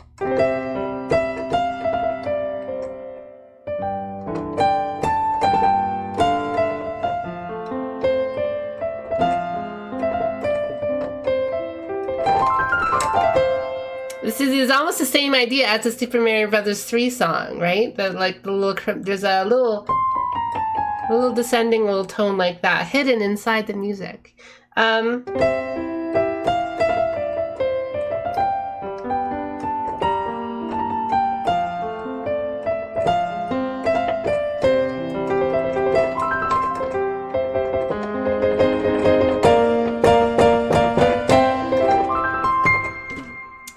Like cool little chord progressions. I'll teach you about like dum bum bum and Mario songs and Kirby songs and a bunch of other songs. And like, you know, bum bum ba ba ba ba ba ba ba bum. Oh god, I have my guitar in my lap, but it's hard to play. Should I do the acoustic? I am.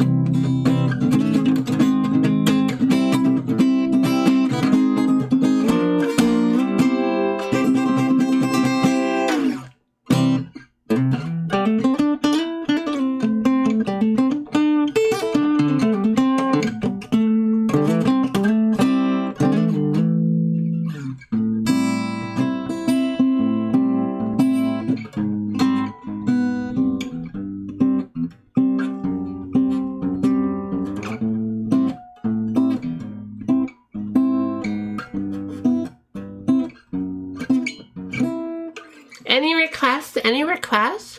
I love Grant Kirkhope and Coast for old Rareway themes. This is what real piano sounds like. This isn't a real, no, this is a keyboard. I just have a keyboard. I don't have a real piano.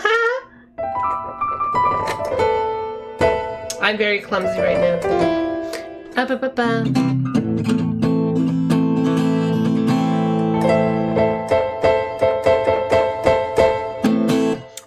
To teach guitar. Like I'll have I'll make some charts for guitar. I think I have a few charts for guitar.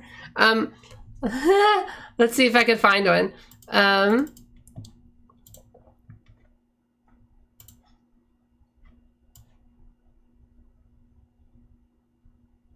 I don't think I'll be able to find one. Where is my guitar chart? Oh well, I tried for a little bit to make one, but it was a little difficult.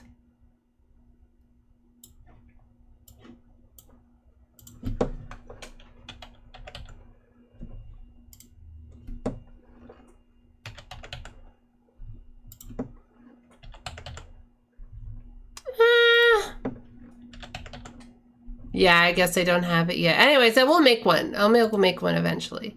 Yeah, Grant Kirkhope has some cool ideas. Very like, you know.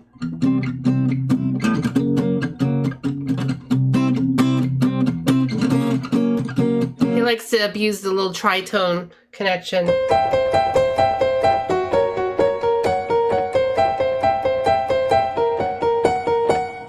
Very Danny Elfman-ish. But again, this is like, okay, you're using two major chords separated by a tritone. Like, you know, it's actually like, you know, once you understand this, it's sort of like it's really simple. It's not too complicated. The Spiral Mountain theme is pretty cool too. Like,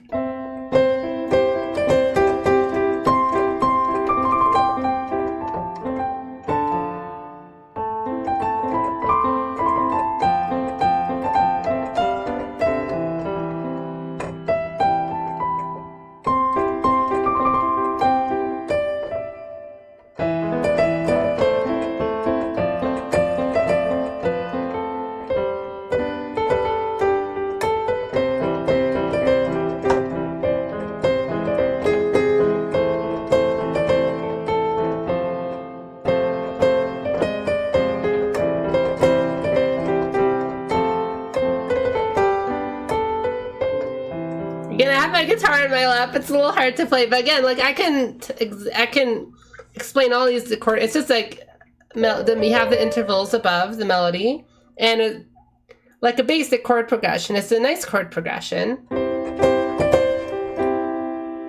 Like I could tell you, oh, this uses the major second, uses a C major chord, which is, you know, uses the root and the major second for the melody, and then going down to the fifth.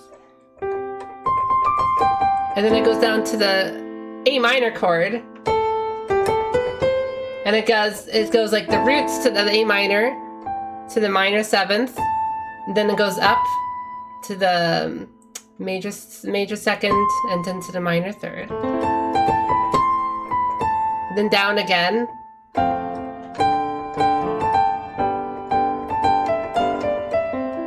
And then it goes to the dominant chord.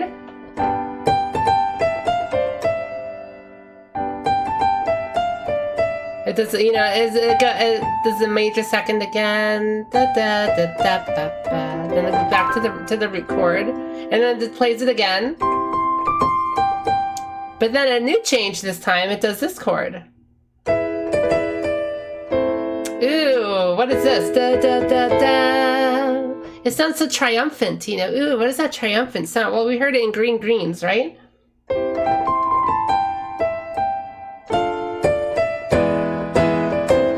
Same idea. And that's a da da da da da.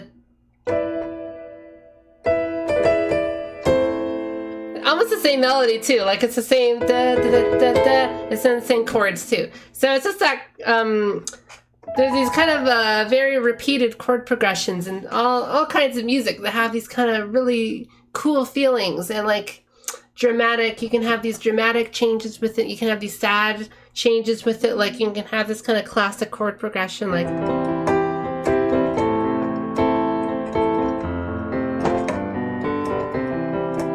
Earth angel, will you be mine? I was watching Back to the Future the other week. Like that's just like. Da, da, da, da, da, da.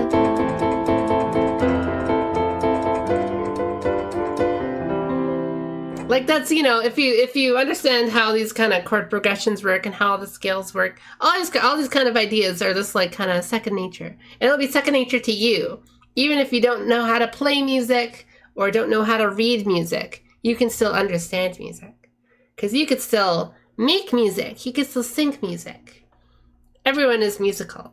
So you don't need to like learn how to draw or learn how to write or something, but you can. I think you can, I think everyone here can learn music, even if they can't learn an instrument or anything. It's just it's a natural skill you can have, I think.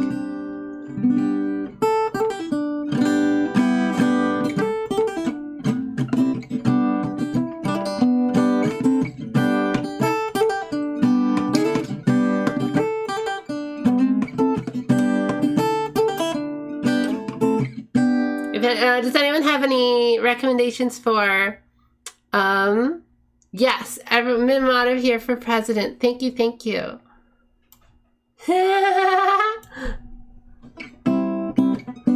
Because think about it, I don't know, it's not so much like, oh, everyone, you can't like make a movie. Not everyone can like direct a movie, but everyone can understand a movie, right? You watch like a video essay or two. You know how it's like, okay, this is how directing works and how they do acting and scripting and how this shot composition. You guys know a lot about movies and stuff. You guys can talk about books. You've done book reports in your life, right? You can a drawing. You can understand. Oh, that's bad anatomy. That's bad like coloring. Oh, this is really good. This is really nice drawing. So I want you to be able to do the same thing with music.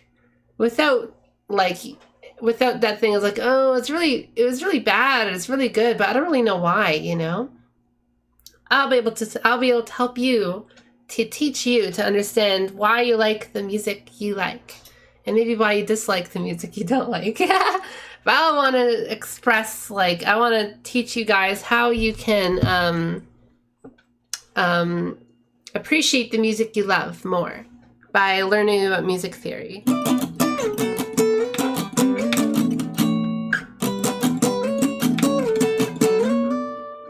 Oh, that doesn't work on.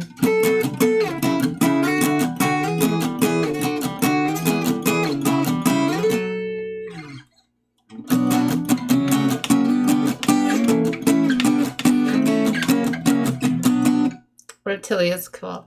I want you to be able to like appreciate music more. That's why I never understood all of the arguments against learning music theory, because it's usually made by amateurs who don't understand music theory.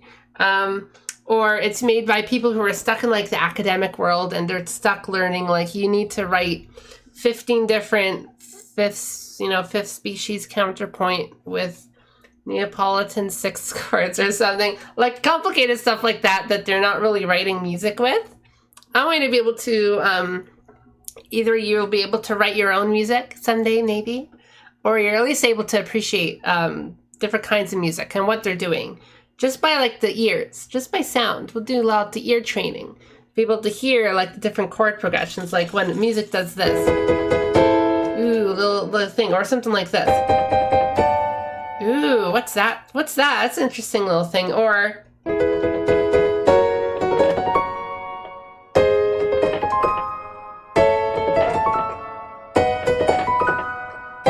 I don't know, weird, like what's going on there? Why does it sound so ooh, it's like flying. It's like we're lifting off or something. So all these kind of things. I want you to be able to yeah, Reptilia jump scare. No, it's fun. I once like tried to mix Julian's vocals off of It All Returns to Nothing, Calm Sister Todd, because it's both the Dorian.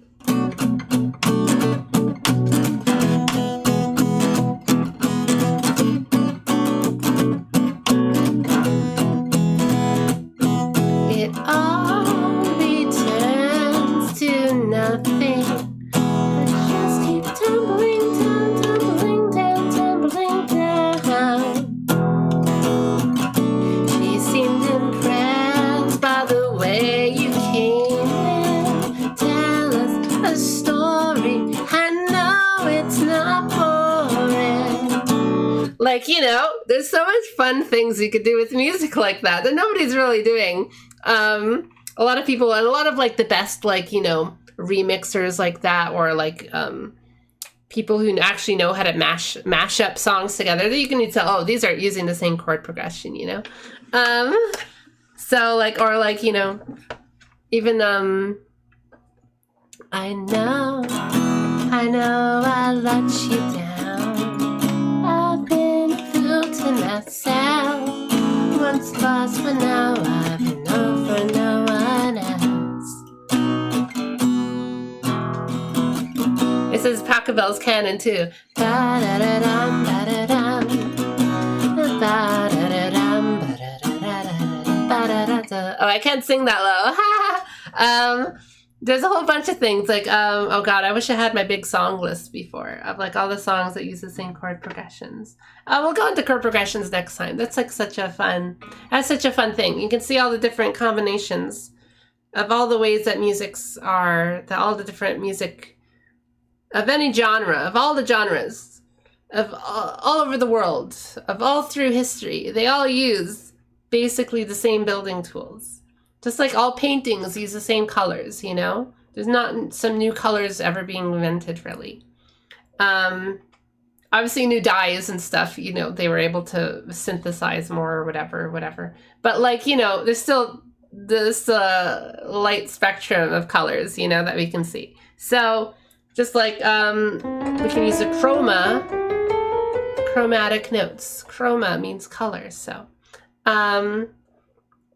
chromatic, all the colors of the rainbow, all the colors of sounds. You'll be able to appreciate each one and all the combinations that people blend together, and all the ways you can transform one color into another color and use that to tell your emotional story. That's why I think music is magic. I'm really tired now, I think.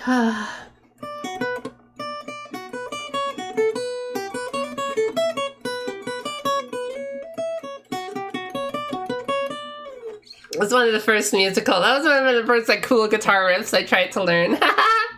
The Reptilia.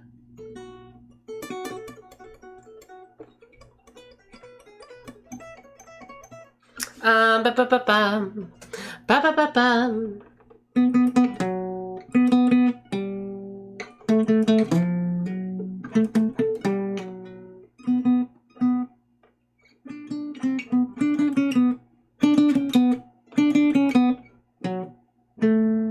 I don't know how to play Fate, the Fate theme. Anyways, I've been streaming for like 2 hours now.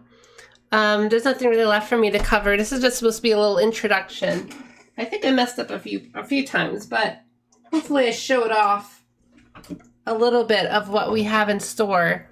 I'll probably be a lot quicker than I was the first time around.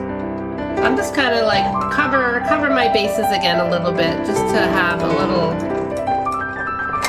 way to post my images again. So I will be posting at least one of the images for my in a thread. I'll just make some thread for it.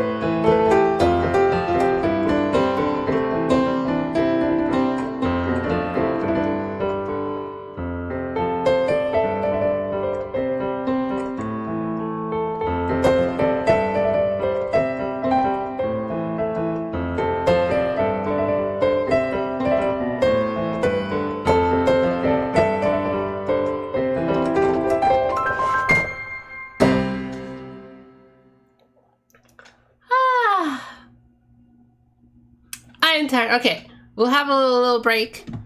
Let's have a little break. We gotta get some water. Break. Like 2 minutes. There we go. Oh, I'm in the way.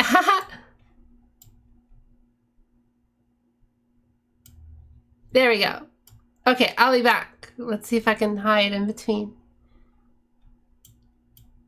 Here we go. Okay.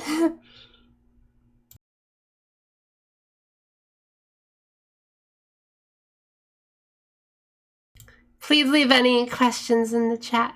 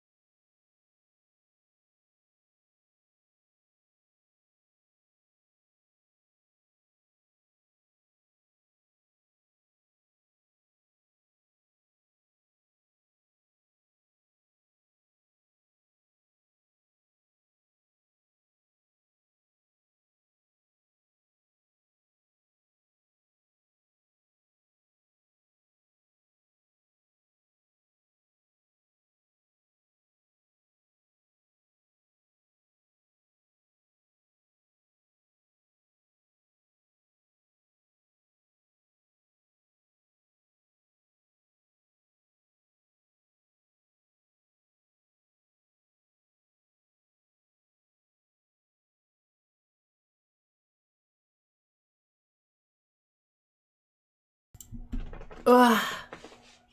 Oh man, I was so sleepy.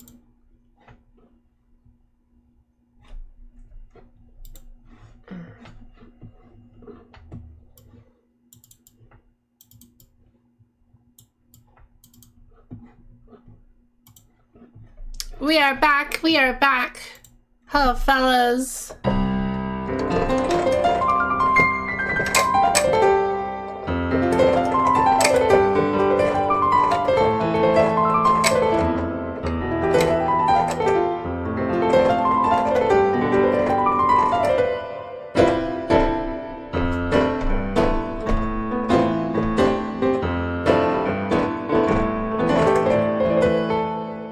Ba-ba-ba-bum, ba-ba-ba-bum. Stupid. Stupid Adobe Acrobat update. Oh my god.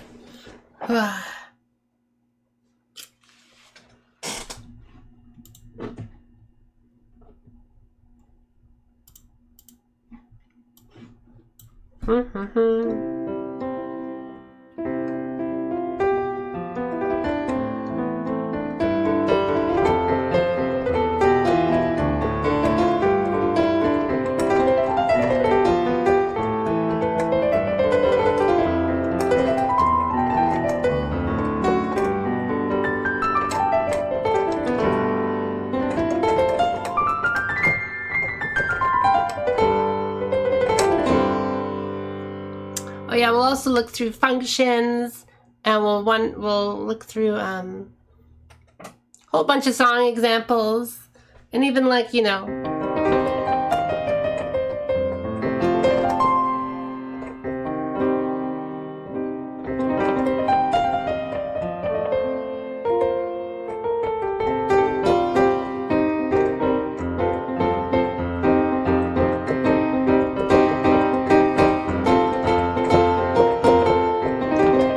jazzy sounding songs. How can I make this sound so jazzy?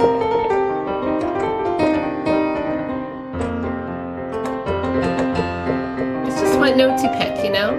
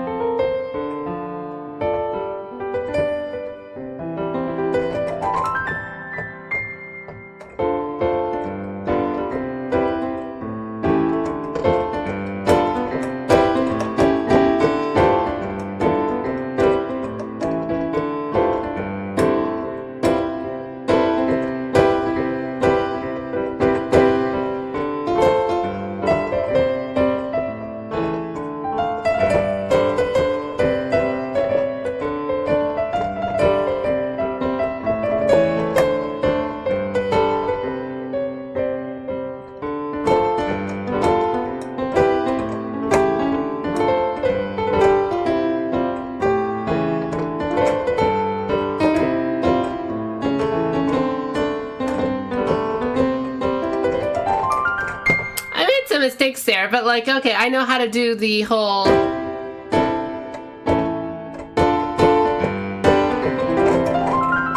the reason why that sounds sort of old-timey jazzy, you know, old-timey music. I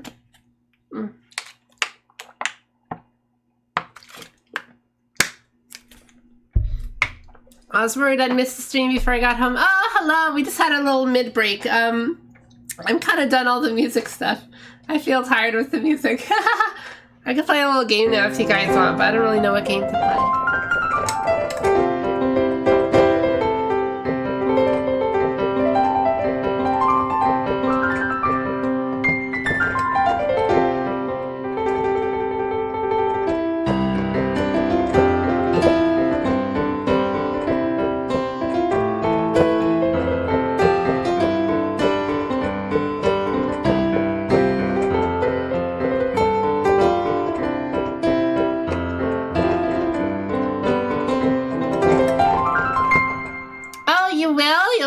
Thank you for watching the VOD. That's so good. Oh, guys, I have a channel trailer now.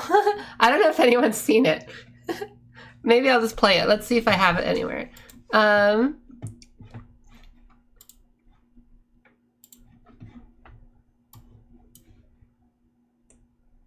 Where is it? Where is it? It's one of these videos.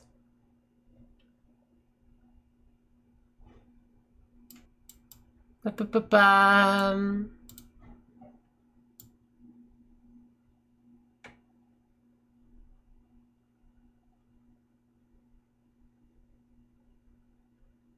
Oh, I can't find it.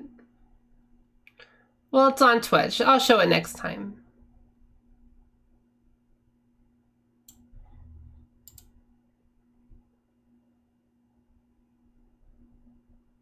Is it this? Hello, hello, and welcome.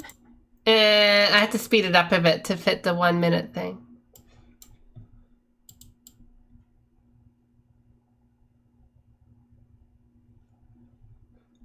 It's a very amateur trailer. I guess I'll put it on YouTube or whatever. Actually, yeah, let's just play it. Let's see. How do I do it? Video source, media source.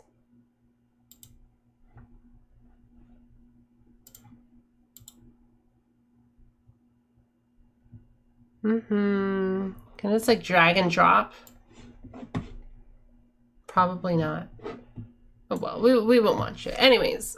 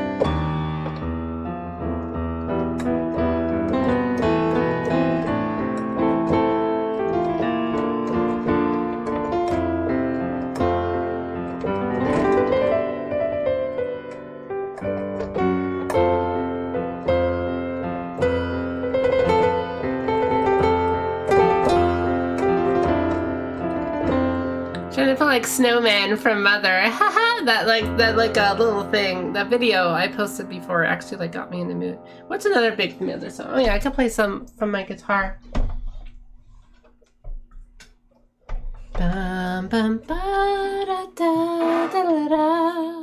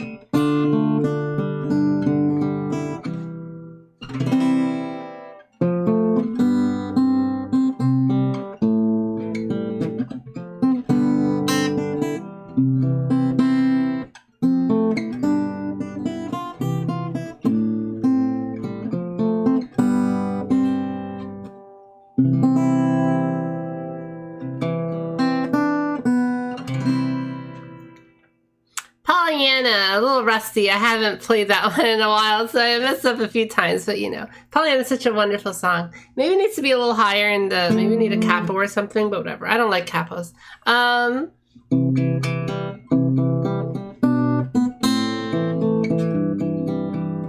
I love it, and especially love this melody. Like.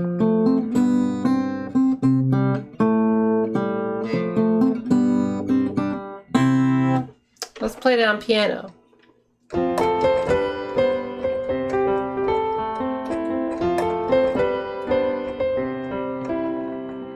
Again, I have my guitar in my lap. Okay, let's put it away. Let's try to play Pollyanna on piano. Piano. Okay.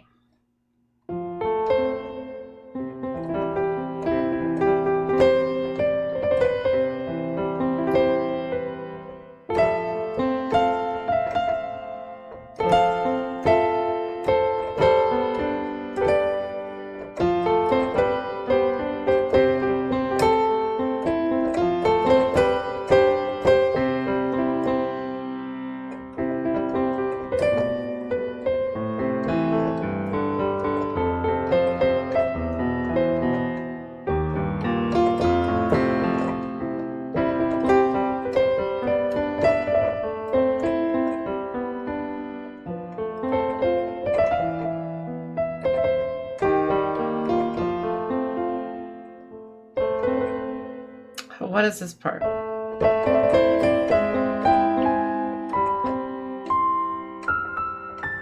Such a huge melody, God. Okay, so it goes like.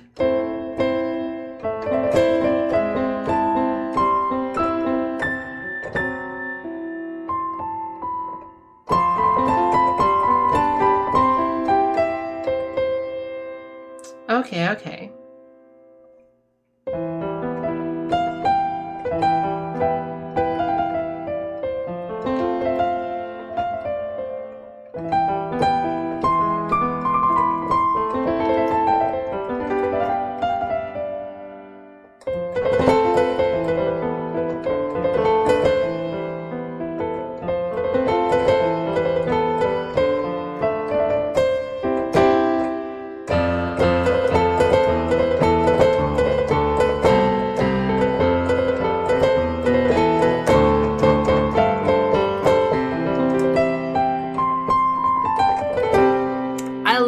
Pollyanna. It's such like a pop song. I was again watching that video and it's more like it's crazy that they were doing so much like pop music, all kinds of pop music, just like incorporation into so much VGM. It's like, how could VGM not be like, you know, real music? Like it's so stupid how people denigrate it in such a stupid way.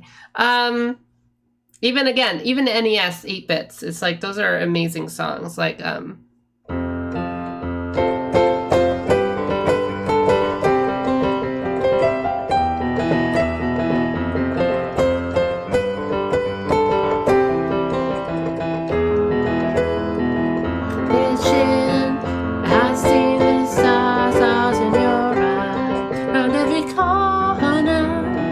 wishing on stars like some kind of fool. See this da-da-ba-da-ba-ba.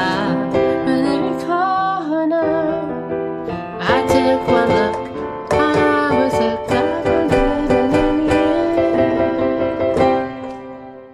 you. However that song goes, I forget the lyrics, but that's such a wonderful song. It's a wonderful song too. All that I needed was you. And Pollyanna, okay, so look what I do here. It has this little like, you may say I'm a fool, breathing the things that I do. So when she goes, or I'm gonna be this way my life through. She does this little thing,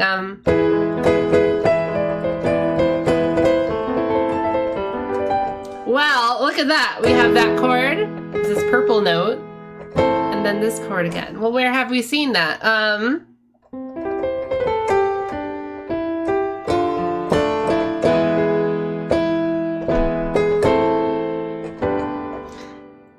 Grains, you see that same chord progression, and the other song I just forgot that we also had it. Like it's like everywhere. It's such a huge thing. Flying a stairway to heaven. Ba-da-ba-ba-da-ba-ba. You can mix that with Green Grains, you know. Once you understand the building blocks, that the Lego pieces, they're all the same Lego pieces. There's just 12 little different Lego pieces that people are building together. But it's not just, sometimes people say, oh, all the notes, all the songs have been written because they're all like the same notes or whatever. That's not what I mean. Like really, like you could put these notes in such interesting combinations with each other to really tell a musical story, you know, like all the words. You don't need to invent new words to tell a new story. So, pretty chords, very, very pretty chords.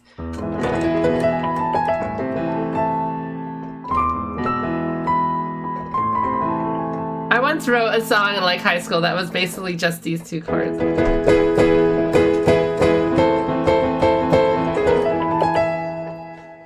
It's based off the harmonic minor and also the Phrygian dominant. And I'll talk about all those kind of special chord names. They're all work together so well. It's like everything really fits together in music. It's such a, I think it's super easy. So that's why I was talking to my friend and I was like, but it's so simple. Everyone, like it's such a simple thing, music theory, right? And it's like, no, it's not. What are you talking about? It's so complicated. It's like, most people don't get it.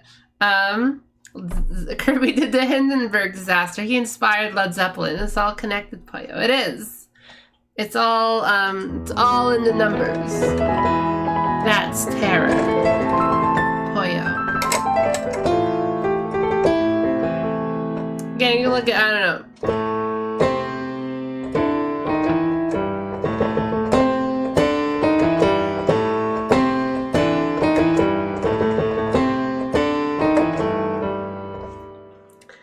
I can see that, and it's like the matrix code. I can see, yeah, root, minor third, perfect fourth, and then tritone to the perfect fifth. This is a little blues tone sort of thing. Then minor seventh. It just repeats it. Like, you know, this is like, it's like sparks in my head. I can instantly know what that is, you know? You can play it on guitar, you can play it anywhere. Once you know the intervals, you can play it on any instrument. That's why it's almost like, when I get a new instrument, it's almost kind of like, well, it's just the same notes.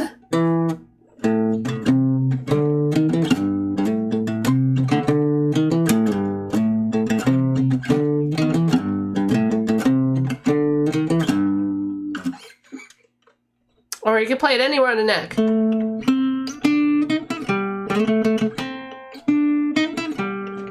As long as, you know.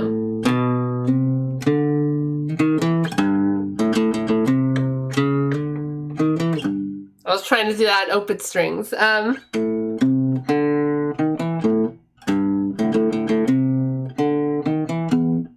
I'm playing wrong open strings. Or like, I don't know, up here.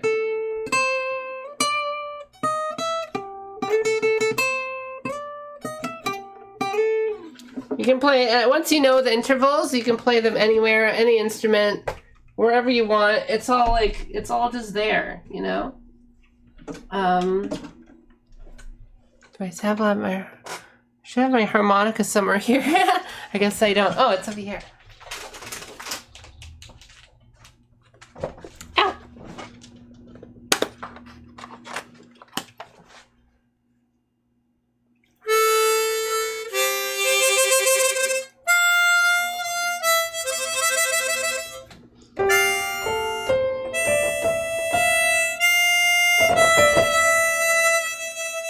So I know, oh, I'm playing an F and then an E.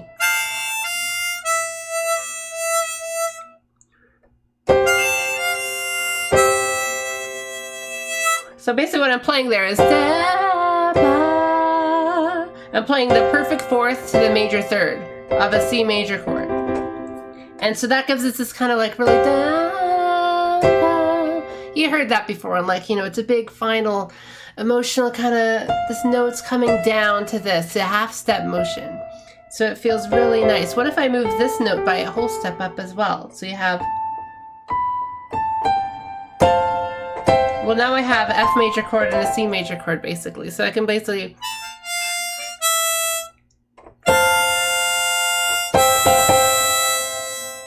Instead of playing on piano, I can switch it onto the harmonica, right? I can also play the C note here. What if I play the D and the C? That's what I'm playing on my harmonica.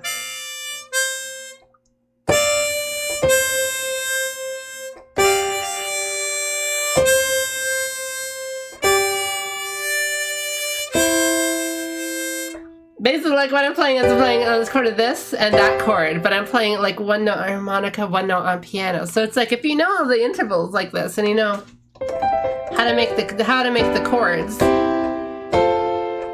and stuff, like you can just combine any instrument, any notes, anything like that. It's really, yeah, there's resolve. That's why I talked about the tension before. That's why it's like you have all these notes. Oh, but this note gives you a tension because it's not one of these three notes. It's in between. It's one of these notes in between all these. You have the C major scale, and then you have the C major chord. Now you have like, well, the notes in between the C major chord are going to be your tense notes. And just like, well, in, this is your chromatic scale, and then you choose your C major scale out of those notes, you just, you know. Well, that means then these notes will be really a lot of tension, you know? If you do something like...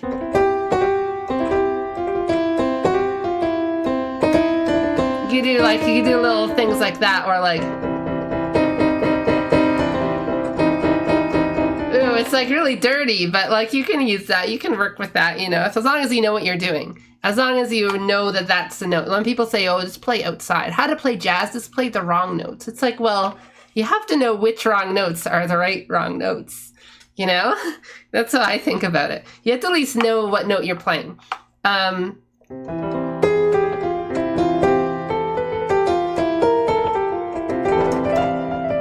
Even when you're playing like outside the note, I know when I play this wrong note, I know that's a minor seventh. And I know when I give a note a minor seventh feel, if I also have this note being played, the major third and minor seventh at the same time, that creates a tritone. And when you have a tritone with the major chord, this creates a lot of dominant energy, and dominant energy always wants to resolve to the fourth above the roots, or the fifth below, because it's a dominant chord, just like it's the same thing. That's why like all dominant chords have that same function. So as long as you know, oh, minor seventh plus major third in one chord, that will make you able to resolve to another chord. That's always predictable. It's always like, you know, the upper to the fourth. So you can turn like, well, what if I have a minor chord? Well, it's going to be like this, but then I'm just going to change it to major, and now I can resolve to that, you know? So little tricks like that, you can do whatever you want. Well, that trick you can use, let's say you have this chord and you want to resolve to this chord.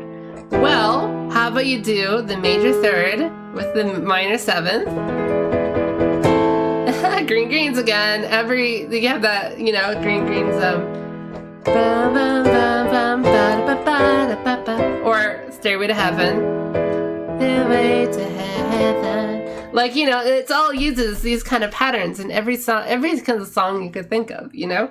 And it's just like, if you know what those building blocks are, what the Lego blocks are, what these atoms are that are making up this molecule of chord, then you can put it in any other context. You can do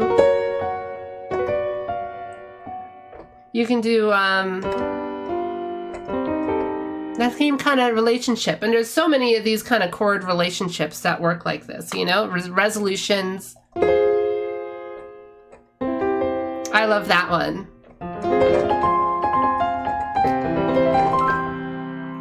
It's a very common one, like,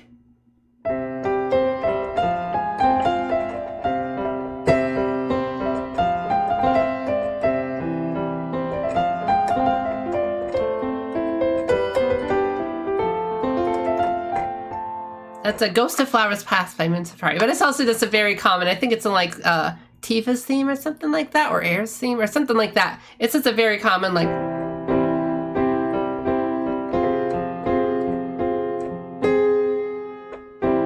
this like depressed energy. Like it should be like da, da, ba, ba, ba. Remember we played the harmonica. We played the harmonica just before. Where is it again? Oh, I'm playing it upside down. Okay, that sounds kind of happy. Well, what if we do...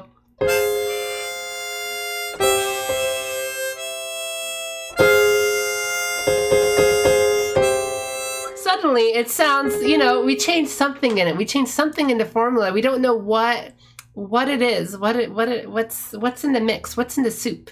It just sounds like sound waves, you know? Especially if you don't have this piano notes here to tell you which notes are being played. There's something in it. There's something in the sound waves that you're manipulating, and which then manipulates people's ears and manipulates and can like touch people's emotions and hearts and brains. But it's not just feel. Like someone before, like, you know, I get music based more on feel and intuition, maybe to a detriment, you know? Repetition helps wrong feel a bit more in place, right? I think still it's about what wrong notes you're specifically playing, you know?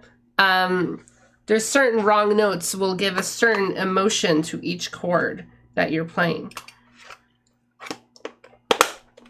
Like I could play this kind of like, you know, chord, this tense chord again, it's this tense energy. Well, I could play like,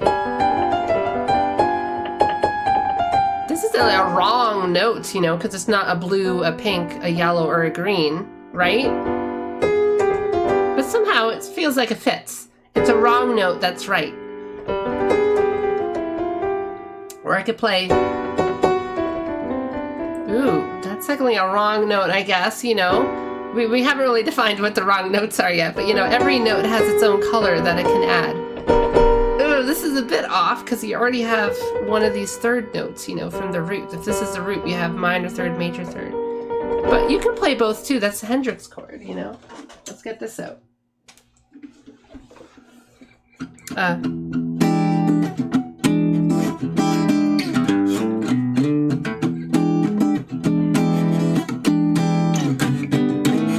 So that's what he's playing. He's playing.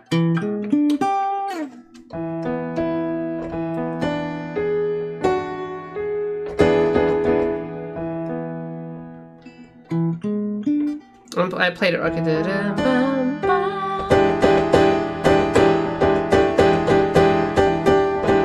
Apparently that's a wrong note, you know, but it's specifically both the major third and the minor third, which contributes to the blues energy, because blues combines different kinds of thirds. So it works for that context. If you combined two different kinds of, I don't know, sixes or something, you're gonna have a lot more muddiness. You can definitely work with that if you want to. Whatever, but like, you know, it's not so much you can't play what notes you can't play or what notes you can play, but does it work for the context, you know? Are you just playing whatever, or do you know what you're playing? I'm always a very I always put an emphasis on knowing what you're playing. Even if it's technically the wrong notes or the right notes, you should know what notes you're playing regardless, you know? There's only 12 notes you have to remember. So technically, it's not too difficult to know, like, well, if the chord progression is... Well, hey, that was a wrong note, right? But it was like, you know... I knew that, well, this is a third, and if I have a minor third with a major third, it makes it sound bluesier. So I know what effect that will have on the music, on the listener, on me, you know? If I'm playing, you know, oh, that made sense. That was random. I wasn't planning to play that. So it's like major seventh, minor seventh, then to the fifth of this chord, and then down to the root of the next chord. So that works because it was the wrong notes, right? But it made sense because there was a gravitational motion here. When you play one note in a direction, it sort of legitimizes it. Repetition legitimizes, you know, as Adam Neely says. Repetition legitimizes, but also context legitimizes, and direction legitimizes. Wrong direction, like I can do something like that. It's very common in classical music to do chromatic. It's not random chromatic notes. It's always in a. It's always like has a purpose to them. They all, and sometimes they're in a.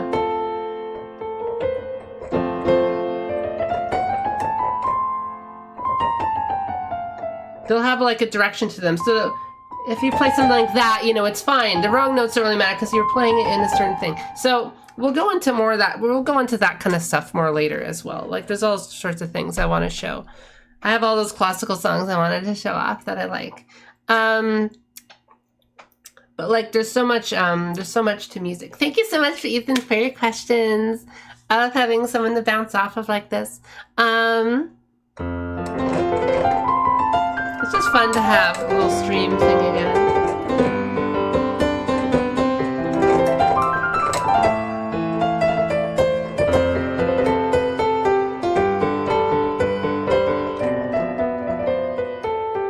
Oh, what other instrument do I have? Let's see. I think it's out of tune because it fell on the floor.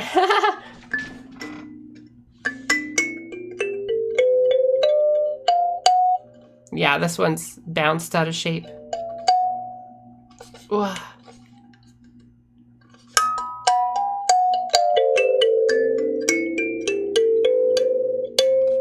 That's a kalimba, a thumb kalimba.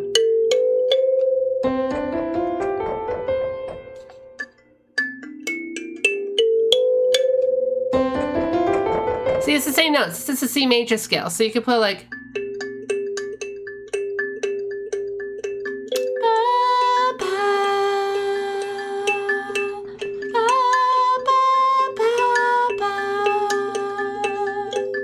So right there, I was just playing like root and fifths. Root and fifths are fundamental, right? So I could just, and I was playing. What was I playing? I was playing a major seventh. Wow, major seventh, third flat. Okay.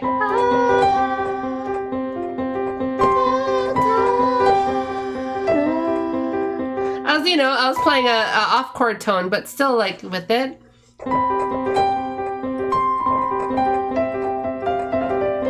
You know, I could just keep doing that all day. I can't really do it. Let's try it with I try to play both. Let's see if I can play both the kalimba and the thing at the same time.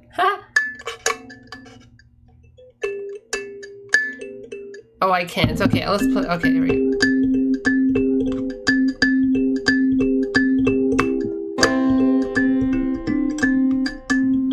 Oh, God.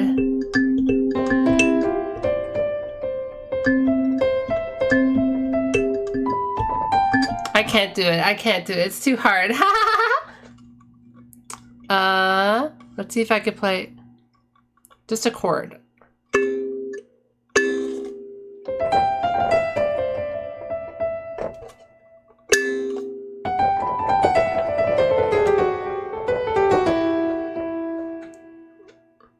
No, it's too difficult. This is too quiet too, but it's a fun little instrument.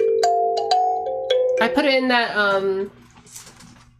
Song of the Ancients. I recorded a little bit in Song of the Ancients cover I did. What always was green greens, always has been. I love green greens.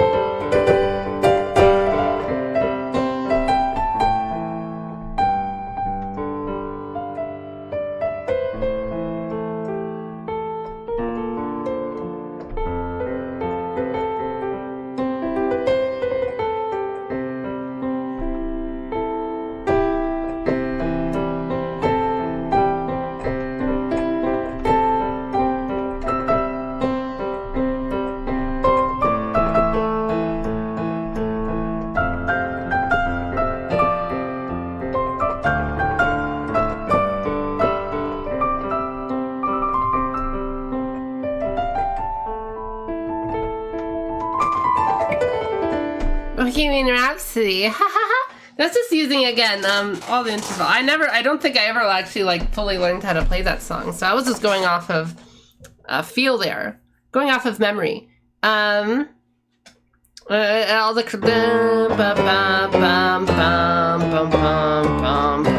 I think there's a bunch of chromatic stuff like that I'll have to like look through like you know, specifically to understand it.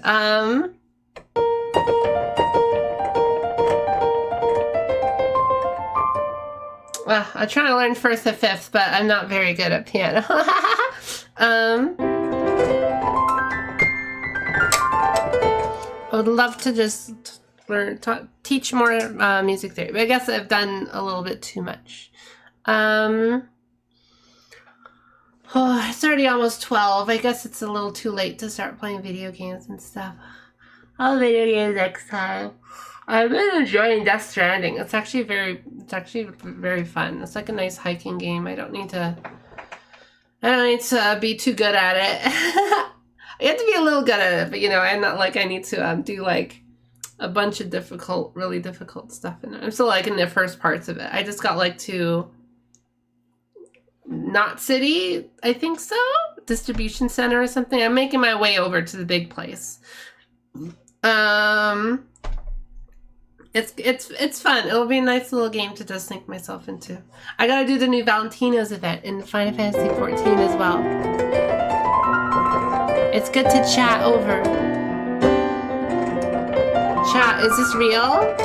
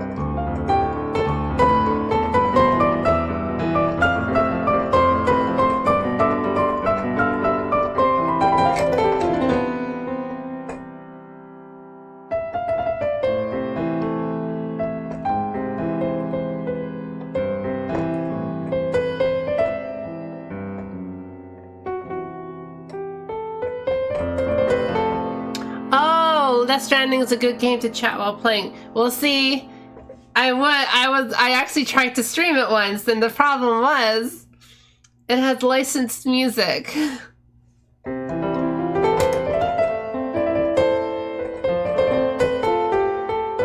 I can't exactly stream it.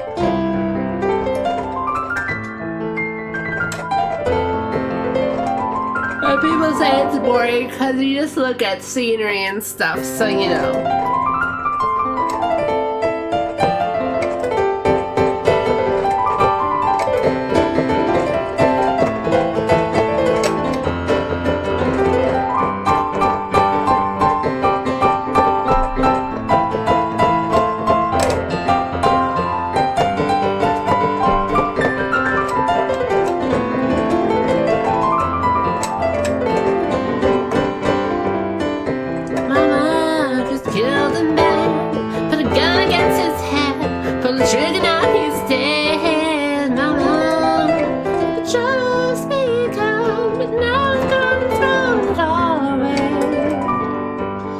It's funny, even Bohemian Rhapsody basically uses these 4 chords.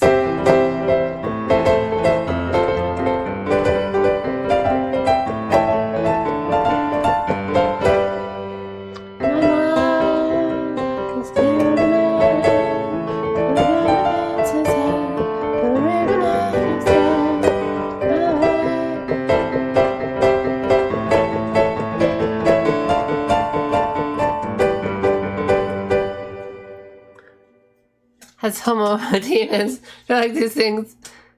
Yeah, I know. It has some, I almost got, it's funny how it like always like teases you with like what things could be like in the future, but then like it protects you in the beginning. I remember like, oh, the soldiers, the raiders, the homo demons are gonna come attack me and I have nowhere else to run, but then it starts raining, so they run away, so it's like, okay, all right, I'm saved. They just like a little tease you. It's like, okay, I'll need to worry about actual combat stuff in the future, I guess. And they keep saying like weapons. Weapon, like whenever I enter like a facility, it's like a weapons neutralize or something. It's like, I don't have any weapons, right? Can I use my freaking boots? Can I throw my baby around? Like, no way.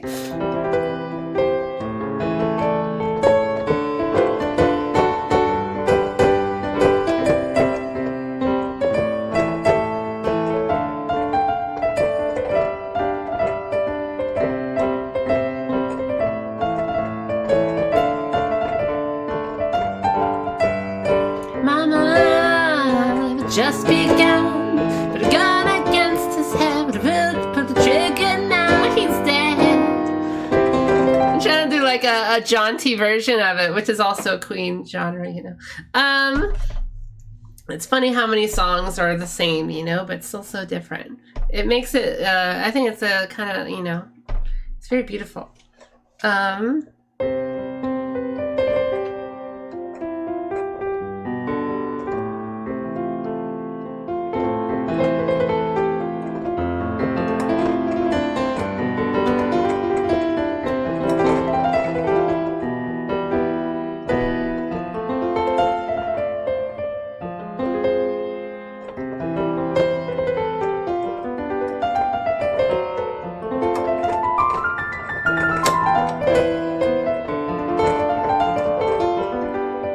Remember that Mozart song that goes like...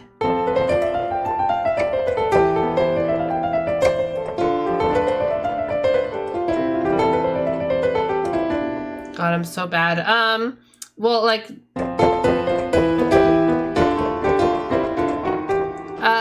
that's Vito Kingdom, right? So...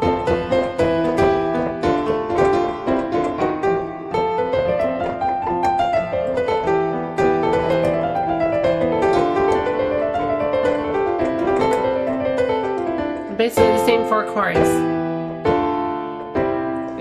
Different ideas over top it.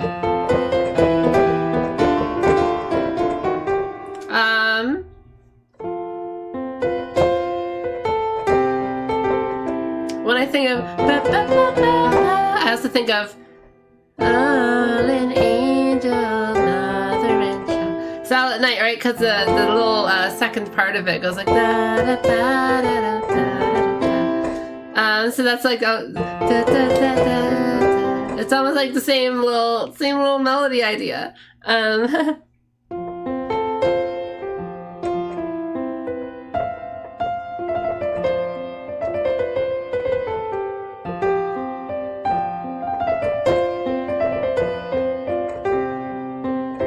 Or snowy snowman.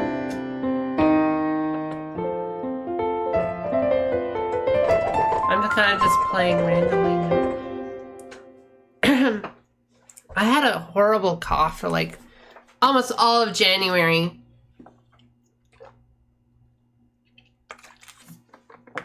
And I was brutally busy last week, so I barely could really do anything too fun. No, I feel I'm finally relaxing a bit. I was going to stream yesterday, but I wanted to make that little chart first that I showed off, you know, just to have something to show off. I guess I'll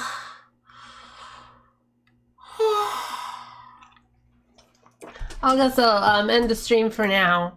I'll think of some games I could play next time, because a lot of games I've been playing have been either a little bit too boring or not quite,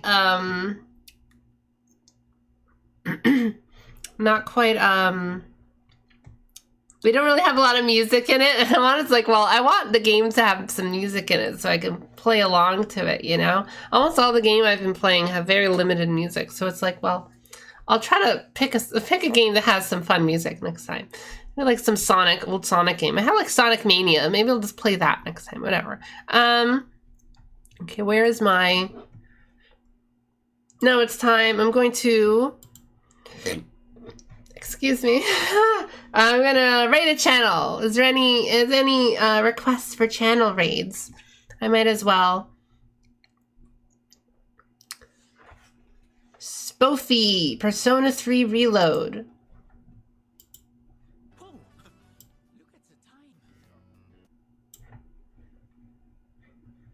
Sure, I'll raid this person. They're in my friends list, I guess. What's a game with music in it? I do have Caligula. I need to install it because it's so freaking huge. I should play like a little JRPG, I think. Because I'm not great at video games. I should play how about Final Fantasy VIII or something? The Streisand effect, you know?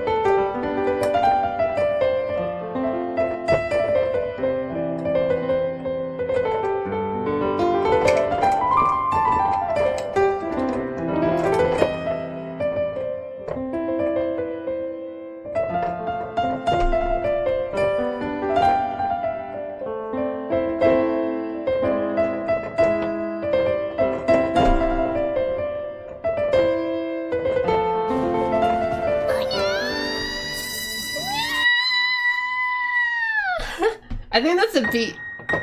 I think it's a B7, B whatever.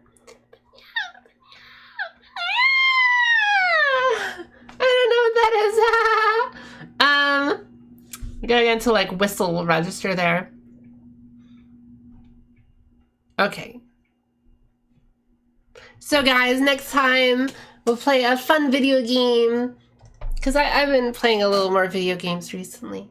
I'll talk about the next music theory topic. So this is just supposed to be a little introduction. I think I'll go into major scale, a little bit Ionian. I'll explain all those kind of modal names, I think.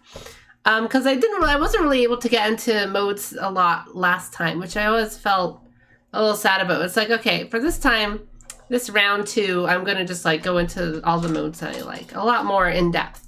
I have like 5 charts all about modal stuff. And I'll also talk about, I front loaded my last lesson session. My last sesh. Time signatures. Oh, okay. Well, we can do time signatures next. Time signatures are actually very, not super interesting. A lot of it I'll have to talk about measures and notation stuff a little bit, which I didn't really want to do too early. So I'll explain the very basics of it. I won't like show a visual representation of it though, because I'll have to understand what measures are. But measures I also have like an idea for when I talk about songwriting, song structure. Like we'll talk about literally like, okay, like if you let you down. Like I'll tell you, okay, this is how I organize music in my head when I think about, you know, so it's like this 1 measure, that's 2 measure, or you can do 1 measure, 2 measure, 3 measure, 4 measure. Like basically it's all up to you, but how you organize things, I basically go by chord, basically, but also like and rhythm, obviously. 1, 2, 3, 4. 1, 2, 3, 4. You know, that's really the time signature. You know. Oh yeah, no, we'll definitely get into anything. I know like everything about music. Unless you need me to write like a counterpoint or something, I've never done that. Other than that, I know basically everything. And I kind of know the rules for counterpoint. I just can't do it myself.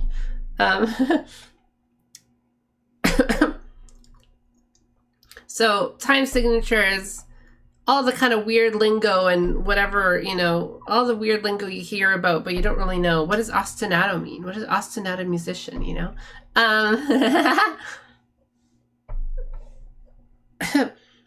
Actually, you know, yeah, I think I'll start playing a JRPG. It'll be a nice or easier thing to jump into. without me having to focus on the screen all the time, because I could like read, I could listen to some fun music. So yeah, Caligula would be pretty good, maybe Caligula or Final Fantasy VIII. And I think I know which one someone in the audience will want to do. And also maybe I'll play some like simple. I have Sonic Media. I'll try Sonic Media or something. That'll be next time. Minigula. I mean, I'll see if I like them first, you know. I don't know much about this Caligula game. Whatever. Minitunes. So, and well, I want a game with music I can analyze. Like if a game has a riff and I want to like...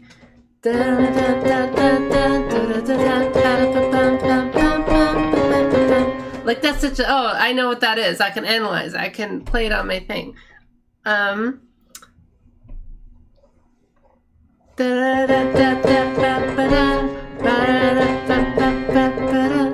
sure Eve will recognize that.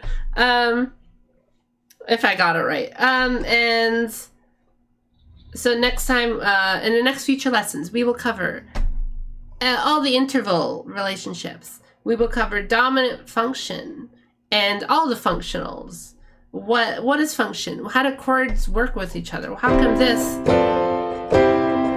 these two chords, when we put together 1 2 3 notes, 1 2 3 notes, how come they have a special sound to them that sound different than compared to this?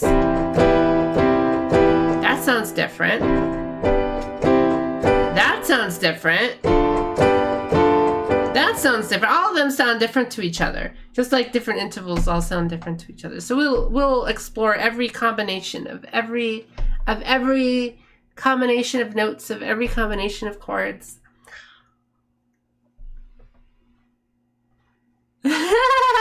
Just started having this. Yeah, it's a Phrygian. Video game music theory. Every battle theme has a flat 2 something something. I don't know. Yeah. See, video game music theory. David Bennett, I think, does another thing. I've followed video game music theory for years. I was one of his first fans, I think. One of his earliest fans, and his, incredible stuff. Incredible. I just also wish like he wasn't only using video game music as examples, but also like back in the day, like there was nobody else doing it like him, back when he started. A lot of music theory YouTubers also never looked at video game music. They didn't care about it.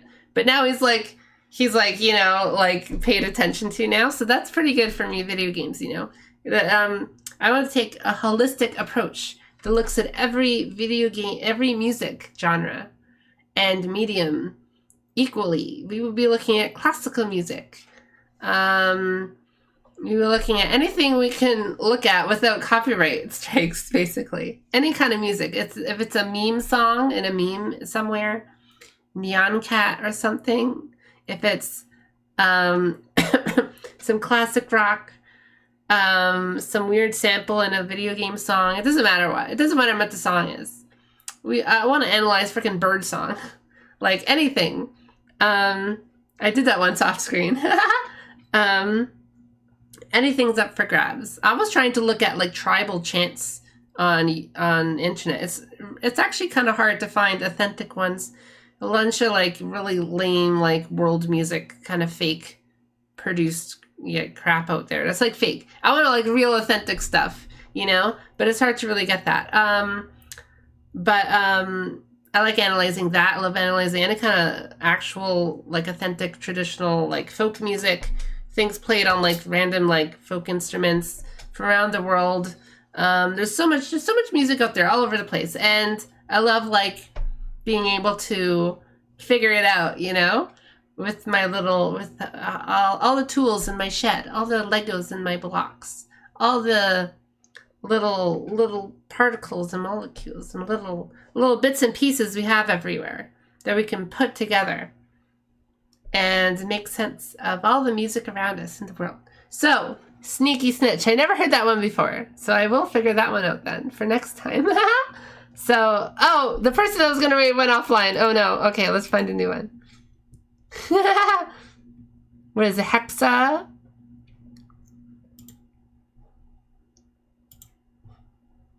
Clio Aite. I think this is okay. So we'll look at that. We'll look at all the modes. We'll look at all the functions, all the modes, all the functions, all the intervals, and every song we can get our hands on. Any song we can get our hands on.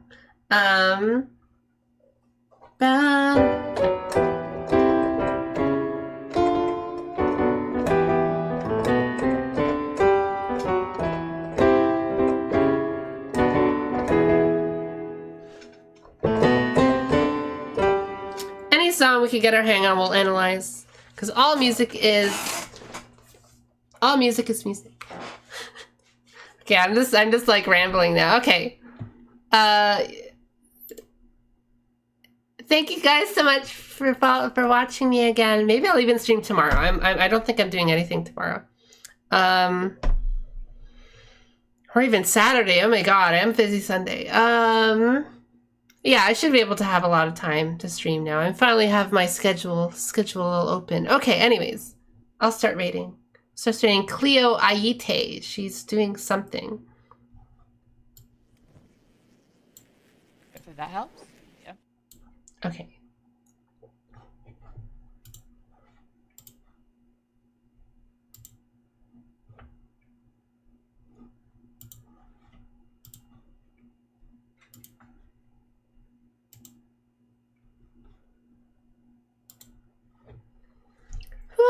Thank you guys so much. Thank you. I'll be a little more organized next time. I'll show off like my little trailer. I'll do I'll show off some more charts. So all the charts I made, I'll start posting them. Okay. Good night. Thank you guys.